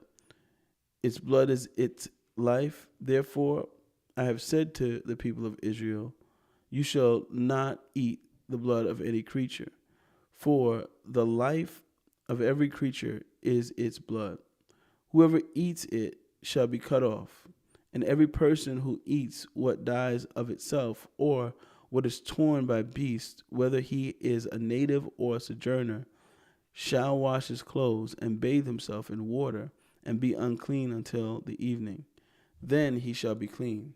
But if he does not wash them or bathe his flesh, he shall bear his iniquity. And the Lord spoke to Moses, saying, speak to the people of Israel and say to them, I am the Lord your God. You shall not do as they do in the land of Egypt, where you lived, and you shall not do as they do in the land of Canaan, to which I am bringing you. You shall not walk in their statutes. You shall follow my rules and keep my statutes and walk in them. I am the Lord your God. You shall therefore keep my statutes and my rules. If a person does them, he shall live by them. I am the Lord. None of you shall approach any one of his close relatives to uncover nakedness. I am the Lord. You shall not uncover the nakedness of your father, which is the nakedness of your mother. She is your mother. You shall not uncover her nakedness.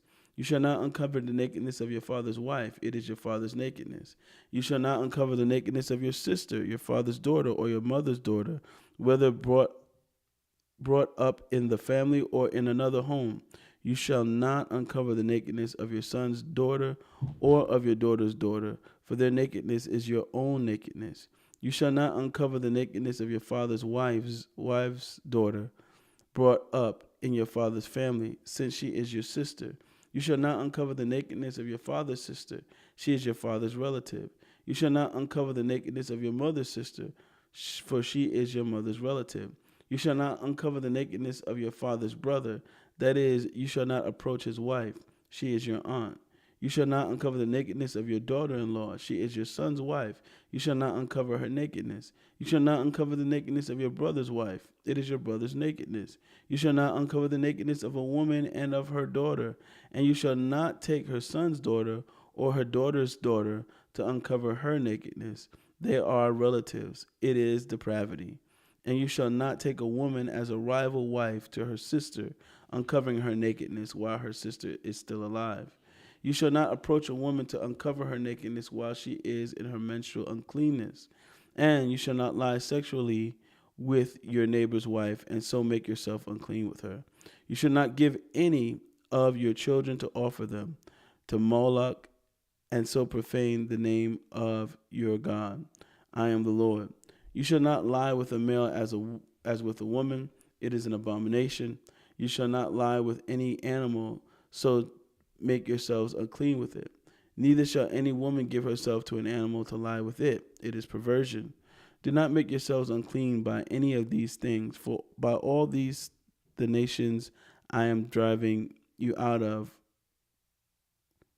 before you became unclean, and the land became unclean, so that I punished its iniquity, and the land vomited out its inhabitants. But you shall keep my statutes and my rules, and do none of these abominations, either in the native or the stranger who sojourns among you. For the people of the land who were before you did all these abominations, so that the land became unclean. Lest the land vomit you out when you make it unclean, as it vomited out the nation that was before you. For everyone who does any of these abominations, the persons who do them shall be cut off from among their people. So keep my charge, never to practice any of these abominable customs that were practiced before you, and never to make yourselves unclean by them. I am the Lord your God. And the Lord spoke to Moses, saying, speak to all the congregation of the people of Israel to say to them, you shall be holy, for I, the Lord your God, am holy. Every one of you shall revere his mother and his father, and you shall keep my Sabbaths. I am the Lord your God. Do not turn to idols or make for yourselves any gods of cast metal. I am the Lord your God. When you offer a sacrifice of peace offerings to the Lord, you shall offer it so that you may be accepted. It shall be eaten the same day you offer it, or on the day after. And anything left over until the third day shall be burnt up with fire. If it is eaten at all on the third day, it is tainted. It will not be accepted. And everyone who eats it shall bear his iniquity, because he has profaned what is holy to the Lord, and that person shall be cut off from his people. When you reap the harvest of your land, you shall not reap your field right up to its edge. Neither shall you gather the gleanings after your harvest. And you shall not strip your vineyard bare, neither shall you gather the fallen grapes of your vineyard. You shall leave them for the poor and for the sojourner. I am the Lord your God. You shall not steal, you shall not deal falsely, you shall not lie to one another. You shall not swear by my name falsely, and so profane the name of your God. I am the Lord. You shall not oppress your neighbor or rob him. The wages of a hired worker shall not remain with you all night until the morning. You shall not curse the deaf or put a stumbling block before the blind, but you shall fear your God. I am the Lord. You shall do no injustice in court. You shall not be partial to the poor or defer to the great. But in righteousness shall you judge your neighbor. You shall not go around as a slanderer among your people, and you shall not stand up against the life of your neighbor. I am the Lord. You shall not hate your brother in your heart, but you shall reason frankly with your neighbor, lest you incur sin because of him. You shall not take vengeance or bear a grudge against the sons of your own people, but you shall love your neighbor as yourself. I am the Lord. You shall keep my statutes. You shall not let your cattle breed with a different kind. You shall not sow your field with two kinds of seed, nor shall you wear a garment of cloth made of two kinds of material. If a man lies sexually with a woman who is a slave assigned to another man and not yet ransomed or given her freedom, a distinction shall be made. They shall not be put to death because she was not free, but he shall bring his compensation to the Lord to the entrance of the tent of meeting, a ram for a guilt offering. And the priest shall make atonement for him with the ram of guilt offering before the Lord for his sin that he has committed, and he shall be forgiven for the sin that he has committed. When you come into the land and plant any kind of tree for food, then you shall regard its fruit as forbidden. 3 years it shall be forbidden to you. It must not be eaten. And in the 4th year, all its fruit shall be holy, an offering of praise to the Lord. But in the 5th year you may eat of its fruit to increase its yield for you. I am the Lord your God. You shall not eat any flesh with the blood in it. You shall not interpret omens or tell fortunes. You shall not round off the hair of your temples or mar the edges of your beard. You shall not make any cuts on your body for the dead or tattoo yourselves. I am the Lord. Do not profane your daughter by making her a prostitute, lest the land fall into prostitution and the land become full of depravity. You shall keep my Sabbaths and reverence my sanctuary. I am the Lord. Do not turn to mediums or necromancers. Do not seek them out, and so make yourselves unclean by them. I am the Lord your God. You shall stand up before the gray-haired and honor the face of an old man, and you shall fear your God. I am the Lord. When a stranger sojourns with you in your land, you shall not do him wrong. You shall treat the stranger who sojourns with you as the native among you, and you shall love him as yourself. For you were strangers in the land of Egypt. I am the Lord your God. You shall do no wrong in judgment, in measures of length or weight or quantity. You shall have just balances, just weights, a just ephah and a just hin. I am the Lord your God, who brought you out of the land of Egypt. And you shall observe all my statutes and all my rules and do them. I am the Lord. The Lord spoke to Moses, saying, say to the people of Israel, any one of the people of Israel or of the strangers who sojourn in Israel who gives any of his children to Moloch shall surely be put to death. The people of the land shall stone him with stones. I myself will set my face against that man and will cut him off from among his people, because he has given one of his children to Moloch to make my sanctuary unclean and to profane my holy name. And if the people of the land do at all close their eyes to that man when he gives one of his children to Moloch and do not put him to death, then I will set my face against that man and against his clan and will cut them off from among their people, him and all who follow him in whoring after Moloch.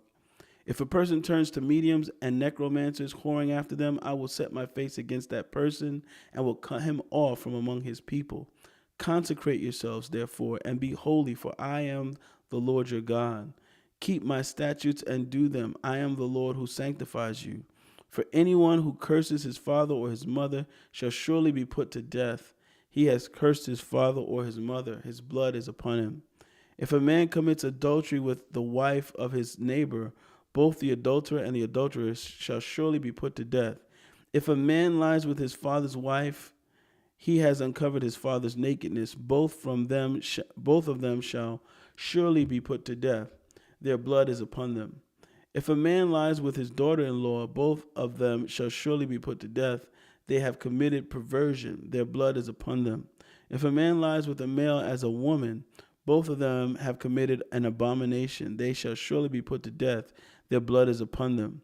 If a man takes a woman and her mother also, it is depravity. He and they shall be burned with fire, that there may be no depravity among you.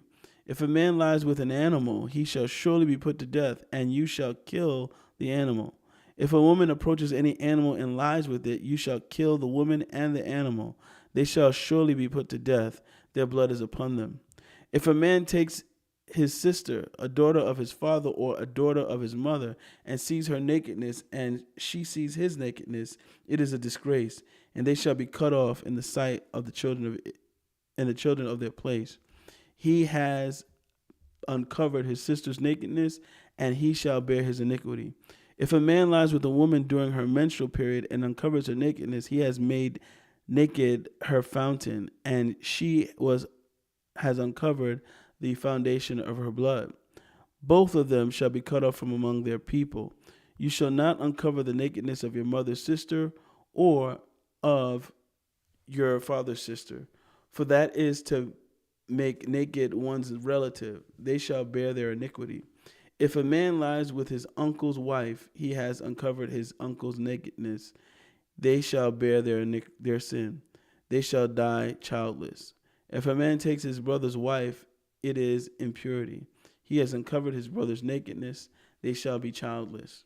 You shall therefore keep all my statutes and all my rules and do them, that the land where I am bringing you to live may not vomit you out. And you shall not walk in the customs of the nation that I am driving out before you.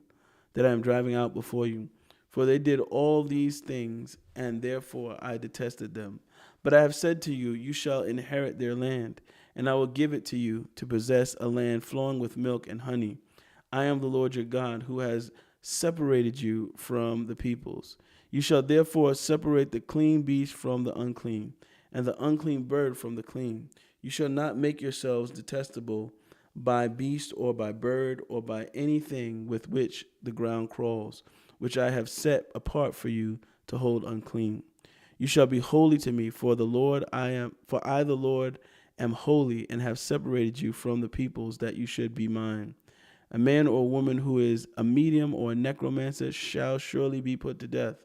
They shall be stoned with stones. Their blood shall be upon them.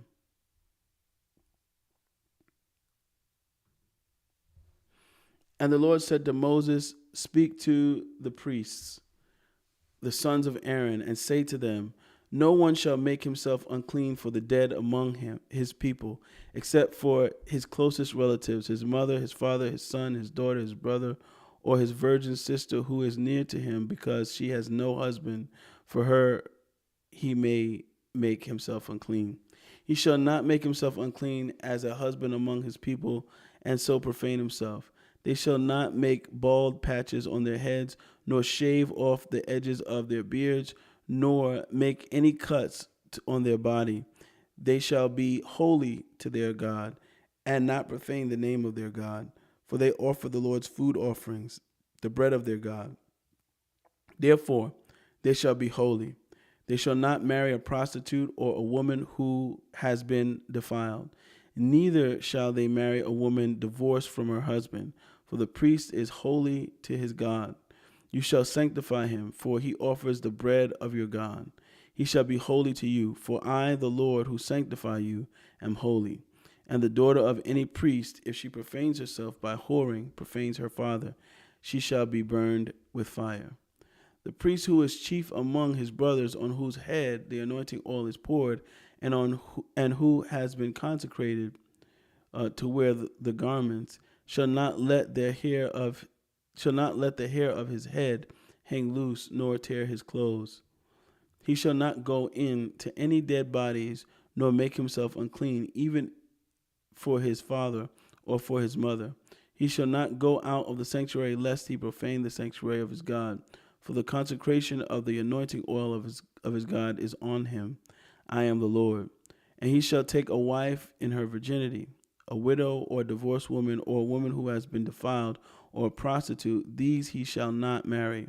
But he shall take as his wife a virgin of his own people, that he may not profane his offspring among his people. For I am the Lord who sanctifies him.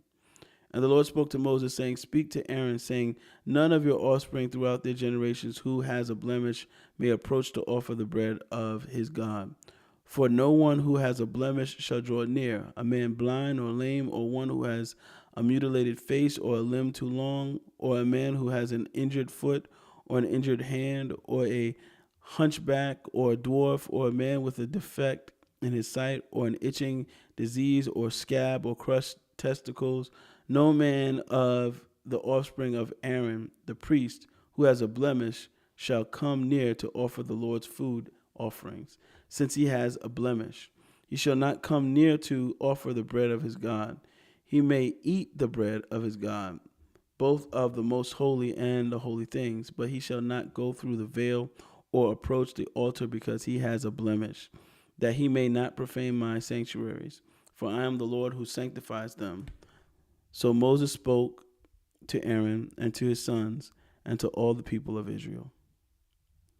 And the Lord spoke to Moses, saying, Speak to Aaron and his sons, so that they abstain from the holy things of the people of Israel, which they dedicate to me, so that they do not profane my holy name. I am the Lord. Say to them, if any one of your offspring throughout your generations approaches the holy things that the people of Israel dedicate to the Lord, while he has an uncleanness, that person shall be cut off from my presence. I am the Lord. None of the offspring of Aaron who has a leprous disease or a discharge may eat of the holy things until he is clean. Whoever touches anything that is unclean through contact with the dead, or a man who has had an emission of semen, and whoever touches a swarming thing by which he may be made unclean, or a person from whom he may make uncleanness, whatever his uncleanness may be, the person who touches such a thing shall be unclean until the evening, and shall not eat of the holy things unless he has bathed his body in water. When the sun goes down, he shall be clean, and afterward he may eat of the holy things, because they are his food. He shall not eat what dies of itself or is torn by beasts, and so make himself unclean by it. I am the Lord. They shall therefore keep my charge, lest they bear sin for it and die thereby, when they profane it. I am the Lord who sanctifies them. A layperson shall not eat of a holy thing, nor foreign guest of the priest or hired worker shall eat of a holy thing. But if a priest buys a slave as his property for money, the slave may eat of it, and anyone born in his house may eat of his food. A priest's daughter marries a layman. She shall not eat of a contribution of the holy things. But if a priest's daughter is a widowed or divorced, and has no child, and returns to her father's house as in her youth, she may eat of her father's food, yet no lay person shall eat of it. And if anyone eats of a holy thing unintentionally, he shall add the fifth of its value to it, and give the holy thing to the priest. They shall not profane the holy things of the people of Israel, which they contribute to the Lord, and so cause them to bear iniquity and guilt by eating their holy things, for I am the Lord who sanctifies them. And the Lord spoke to Moses, saying, Speak to Aaron and his sons and all the people of Israel, and say to them, When any one of the house of Israel or the sojourners in Israel presents a burnt offering as his offering for any of their vows or freewill offerings that they offer to the Lord, if it is to be accepted for you, it shall be a male without blemish of the bulls or the sheep or the goats. You shall not offer anything that has a blemish, for it will not be acceptable for you. And when anyone offers a sacrifice of peace offerings to the Lord to fulfill a vow, or as a freewill offering from the herd or from the flock to be accepted, it must be perfect. There shall be no blemish in it. Animals blind or disabled or mutilated or having a discharge or an itch or a scab, you shall not offer to the Lord, or give them to the Lord as a food offering on the altar. You may present a bull or a lamb that has a part too long or too short for a freewill offering, but for a vow offering it cannot be accepted. Any animal that has its testicles bruised or crushed or torn, cut, you shall not offer to the Lord. You shall not do it within your land. Neither shall you offer as a bread of your God any such animals, or as bread of your God, any such animals gotten from a foreigner. Since there is a blemish in them because of their mutilation, they will not be accepted for you. And the Lord spoke to Moses, saying, When an ox or a sheep or a goat is born, it shall remain 7 days with its mother, and from the 8th day on it shall be acceptable as a food offering to the Lord. But you shall not kill an ox or a sheep or her young in 1 day. And when you sacrifice a sacrifice of thanksgiving to the Lord, you shall sacrifice it so that you may be accepted. It shall be eaten on the same day. You shall leave none of it until morning. I am the Lord. So you shall keep my commandments and do them. I am the Lord. And you shall not profane my holy name, that I may be sanctified among the people of Israel. I am the Lord who sanctifies you, who brought you out of the land of Egypt to be your God. I am the Lord. The Lord spoke to Moses, saying, Speak to the people of Israel and say to them, These are the appointed feasts of the Lord that you shall proclaim as holy convocations. They are my appointed feasts. 6 days shall work be done, but on the 7th day is a Sabbath of solemn rest, a holy convocation. You shall do no work. It is a Sabbath to the Lord in your dwelling places. These are the appointed feasts of the Lord, the holy convocations, which you shall proclaim at the time appointed for them. In the first month, on the 14th day of the month, at twilight, is the Lord's Passover. And on the 15th day of the same month is the feast of unleavened bread to the Lord. For 7 days you shall eat unleavened bread. On the first day you shall have a holy convocation. You shall not do any ordinary work, but you shall present a food offering to the Lord for 7 days. On the 7th day is a holy convocation. You shall not do any ordinary work. And the Lord spoke to Moses, saying, Speak to the people of Israel and say to them, When you come into the land that I give you and reap its harvest, you shall bring the sheaf of the first fruits of your harvest to the priest, and he shall wave the sheaf before the Lord, so that you may be accepted. On the day after the Sabbath, the priest shall wave it. And on the day when you wave the sheaf, you shall offer a male lamb, a year old, without blemish, as a burnt offering to the Lord. And the grain offering with it shall be 2/10 of an ephah of fine flour mixed with oil, a food offering to the Lord with a pleasing aroma. And the drink offering with it shall be of wine, 1/4 of a hin. And you shall eat neither bread nor grain parched or fresh until this same day, until you have brought the offering of your God. It is a statute forever throughout your generations in all your dwellings. You shall count 7 full weeks from the day after the Sabbath. From the day that you brought the sheaf of the wave offering, You shall count 50 days to the day after the seventh Sabbath. Then you shall present a grain offering of new grain to the Lord. You shall bring from your dwelling places 2 loaves of bread to be waved, made of 2/10 of an ephah. They shall be of fine flour, and they shall be baked with leaven as first fruits to the Lord. And you shall present with the bread 7 lambs a year old without blemish, and 1 bull from the herd, and 2 rams. They shall be a burnt offering to the Lord with their grain offering and their drink offerings, a food offering with a pleasing aroma to the Lord. And you shall offer 1 male goat for a sin offering, and 2 male lambs a year old as a sacrifice of peace offerings. And the priest shall wave them with the bread of the first fruits as a wave offering before the Lord with the 2 lambs. They shall be holy to the Lord for the priest.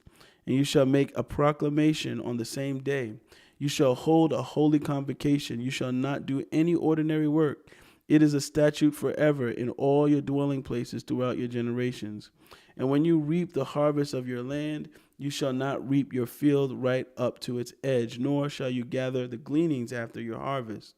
You shall leave them for the poor and for the sojourner. I am the Lord your God. And the Lord spoke to Moses, saying, Speak to the people of Israel, saying, In the 7th month, on the first day of the month, you shall observe a day of solemn rest, a memorial proclaimed with blasts of trumpets, a holy convocation. You shall not do any ordinary work, and you shall present a food offering to the Lord. And the Lord spoke to Moses, saying, Now on the 10th day of this 7th month is the day of atonement. It shall be for you a time of holy convocation, and you shall afflict yourselves and present a food offering to the Lord. And you shall not do any work on that very day, for it is a day of atonement, to make atonement for you before the Lord your God.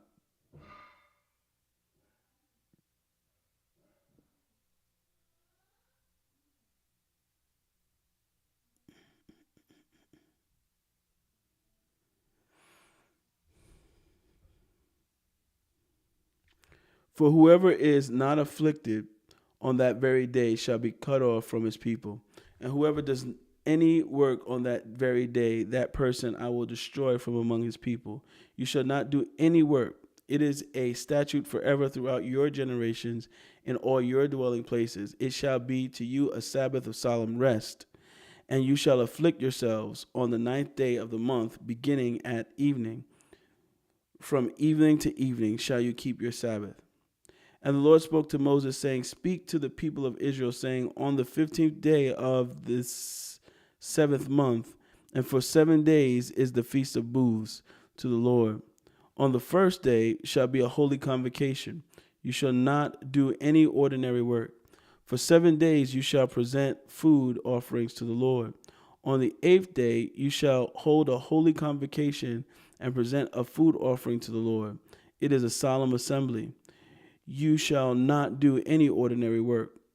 These are the appointed feasts of the Lord, which you shall proclaim as times of holy convocation for presenting to the Lord food offerings, burnt offerings and grain offerings, sacrifices and drink offerings, each on its proper day, besides the Lord's Sabbaths, and besides your gifts, and besides all your vow offerings, and besides all your freewill offerings, which you give to the Lord. On the 15th day of the 7th month, when you have gathered in the produce of the land, you shall celebrate the feast of the Lord 7 days. On the first day shall be a solemn rest, and on the 8th day shall be a solemn rest. And you shall take on the first day the fruit of splendid trees, branches of palm trees and boughs of leafy trees and willows of the brook. And you shall rejoice before the Lord your God 7 days. You shall celebrate it as a feast to the Lord for 7 days in the year. It is a statute forever throughout your generations. You shall celebrate it in the 7th month. In the 7th month, you shall dwell in booths for 7 days. All native Israelites shall dwell in booths, that your generations may know that I made the people of Israel dwell in booths when I brought them out of the land of Egypt. I am the Lord your God. Thus Moses declared to the people of Israel the appointed feast of the Lord. The Lord spoke to Moses, saying, command the people of Israel to bring you pure oil from beaten olives for the lamp, that a light may be kept burning regularly outside the veil of the testimony in the tent of meeting. Aaron shall arrange it from evening to morning before the Lord regularly. It shall be a statute forever throughout your generations. He shall arrange the lamps on the lampstand of pure gold before the Lord regularly. You shall take fine flour and bake 12 loaves from it. 2/10 of an ephah shall be in each loaf, and you shall set them in 2 piles, 6 in a pile, on the table of pure gold before the Lord. And you shall put pure frankincense on each pile, that it may go with the bread as a memorial portion as a food offering to the Lord. Every Sabbath day Aaron shall arrange it before the Lord regularly. It is from the people of Israel as a covenant forever. And it shall be for Aaron and his sons, and they shall eat it in a holy place, since it is for him a most holy portion out of the Lord's food offerings, a perpetual due. Now an Israelite woman, or Israelite woman's son, whose father was an Egyptian, went out among the people of Israel. And the Israelite woman's son, a man of Israel, fought in the camp. And the Israelite woman's son blasphemed the name and cursed. Then they brought him to Moses. His mother's name was Shelomith, the daughter of Dibri, of the tribe of Dan. And they put him in custody till the will of the Lord should be clear to them. Then the Lord spoke to Moses, saying, bring out of the camp the one who cursed, and let all who heard him lay their hands on his head, and let all the congregation stone him. And speak to the people of Israel, saying, whoever curses his God shall bear his sin. Whoever blasphemes the name of the Lord shall surely be put to death. All the congregation shall stone him. The sojourner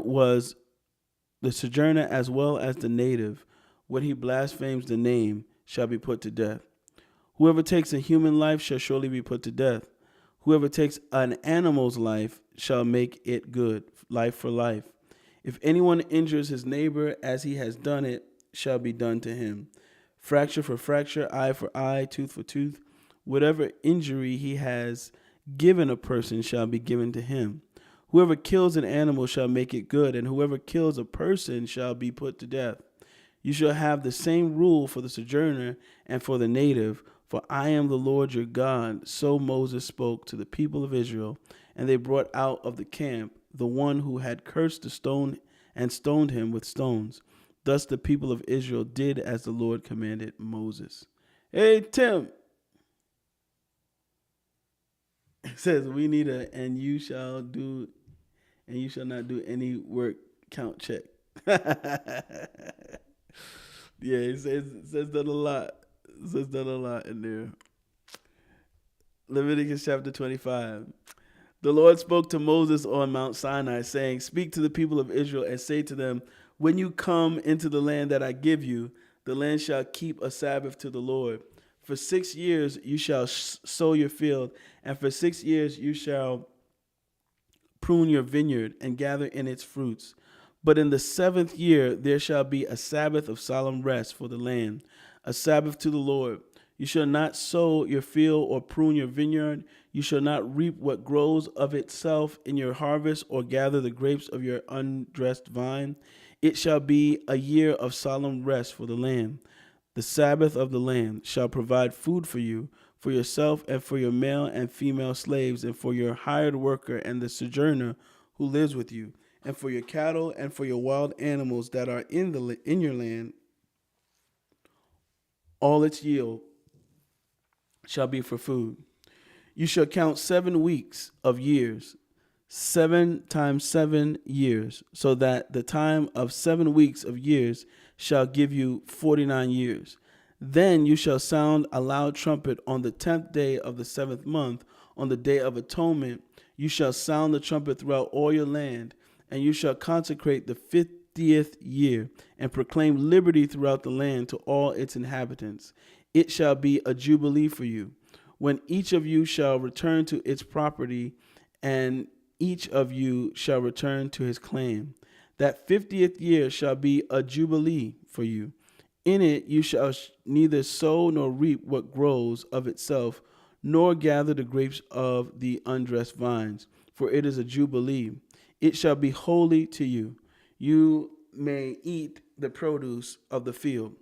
In this year of Jubilee, each of you shall return to his property, and if you make a sale or to your neighbor or buy from your neighbor, you shall not wrong one another. You shall pay your neighbor according to the number of years after the Jubilee, and he shall sell to you according to the number of years for crops. If the years are many, you shall increase the price, and if the years are few, you shall reduce the price, for it is the number of crops that he is selling to you. You shall not wrong one another, but you shall fear your God, for I am the Lord your God. Therefore you shall do my statutes and keep my rules and perform them, and then you will dwell in the land securely. The land will yield its fruits, and you will eat your fill and dwell in it securely. And if you say, what shall we eat in the 7th year, if we may not sow or gather in our crop? I will command my blessing on you in the 6th year, so that it will produce a crop sufficient for 3 years. When you sow in the 8th year, you will be eating some of the old crop. You shall eat the old until the 9th year, when its crop arrives. The land shall not be sold in perpetuity, for the land is mine. For you are strangers and sojourners with me, and in all the country you possess, you shall allow a redemption of the land. If your brother becomes poor and sells part of his property, then his nearest redeemer shall come and redeem what his brother has sold. If a man has no one to redeem it, and then himself becomes prosperous and finds sufficient means to redeem it, let him calculate the years since he sold it and pay back the balance to the man whom he sold it, and then return to his property. But if he does not have sufficient means to recover it, then what he sold shall remain in the hand of the buyer until the year of Jubilee. In the Jubilee it shall be released, and he shall return to his property. If a man sells a dwelling house in a walled city, he may redeem it within a year of its sale.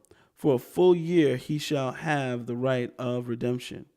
If it is not redeemed within a full year, then the house in the walled city shall belong in perpetuity to the buyer throughout his generations. It shall not be released in the Jubilee, but the houses of the villages have no wall around them. But the houses of the villages that have no wall around them shall be classified with the fields of the land. They may be redeemed, and they shall be released in Jubilee. As for the cities of the Levites may redeem at any time the houses in the cities they possess. And if one of the Levites exercises his right of redemption, then the house that was sold in the city they possess shall be released in the Jubilee. For the houses in the cities of the Levites and their possession among the people of Israel. But the fields of pasture land belonging to their cities may not be sold, for that is their possession forever. If your brother becomes poor and cannot maintain himself with you, you shall support him as though he were a stranger and a sojourner, and he shall live with you. Take no interest from him or profit, but fear your God, that your brother may live beside you. You shall not lend him your money at interest, nor give him your food for profit. I am the Lord your God, who brought you out of the land of Egypt to give you the land of Canaan and to be your God. If your brother becomes poor beside you and sells himself to you, you shall not make him serve as a slave. He shall be with you as a hired worker and as a sojourner. He shall serve with you until the year of Jubilee. Then he shall go out from you, he and his children with him, and go back to his own clan and return to the possession of his fathers. For they are my servants, whom I brought out of the land of Egypt.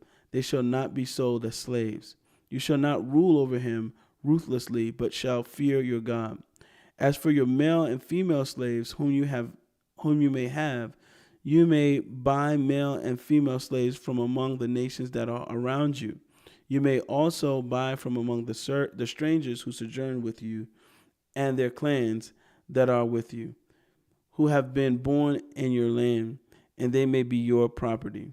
You may bequeath them to your sons after you to inherit as a possession forever.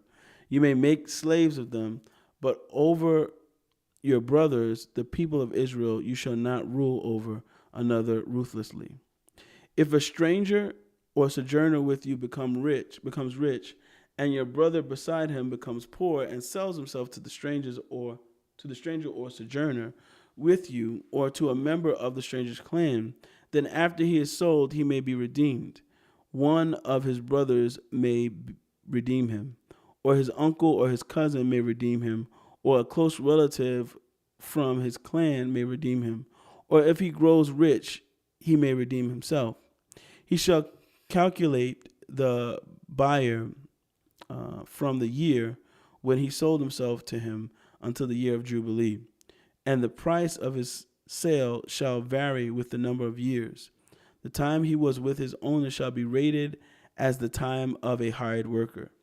If there are still many years left, he shall pay proportionately for his redemption some of his sale price. If there remain but a few years until the year of Jubilee, he shall calculate and pay for his redemption in portion to his years of service. He shall treat him as a worker hired year by year. He shall not rule ruthlessly over him in your sight. And if he is not redeemed by these means, then he and his children with him shall be released in the year of Jubilee. For it is to me that the people of Israel are servants. They are my servants, whom I brought out of the land of Egypt. I am the Lord your God. Amen and amen. All right. And so, how is everyone doing out there? Come on, give me a shout in the chat. Wave hello. Tell me how you're doing. Or give me and give us a like, please. Go ahead and give us a like for the video if you're not subscribed to the channel yet. If you're watching this and you're not subscribed to the channel yet, I don't know what you're waiting for. Go ahead and subscribe to the channel. And share this with anyone who you think might find it useful, might find it an encouragement to be consistent with reading the Word. We are going to be going from cover to cover in the Bible, from Genesis to Revelation. We are on day 5, and of course you can go back to day 1 if you missed it. If you're watching this now and you missed it, go back to day 1, start from there, and watch on down the line, because we intend, like I said, to go from Genesis to Revelation during the summer months. Be encouraged. Jackie said, doing good. That part about the sores and the skin diseases was rough. I hear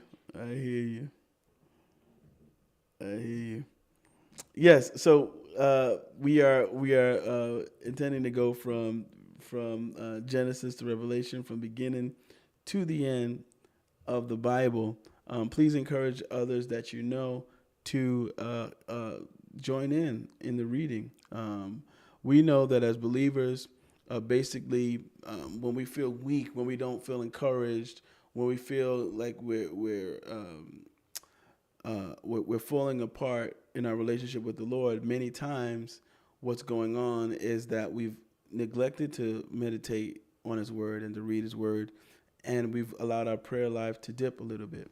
And so we don't want that. We want to encourage everyone to stay consistent, to stay diligent, to stay disciplined with their reading of the Word. And so please share it with as many people as possible. Let's start a movement of people who just read the Bible and read a lot of the Bible and meditate on the Scriptures and allow that to transform and renew their minds. Also, just wanted to say that, again, we meet in person in Waterbury, Connecticut, 5 Phoenix Avenue on Sundays at 3 p.m. We also meet on Wednesday at 7 p.m. For Bible study. If you're watching this and you want to join the Bible study in person, where we actually dive in and go through the scriptures, please come in and join us this week on Wednesday at 7 p.m. Amen. So God bless you guys. I'll see you tomorrow. God willing. Take care. Have a good one.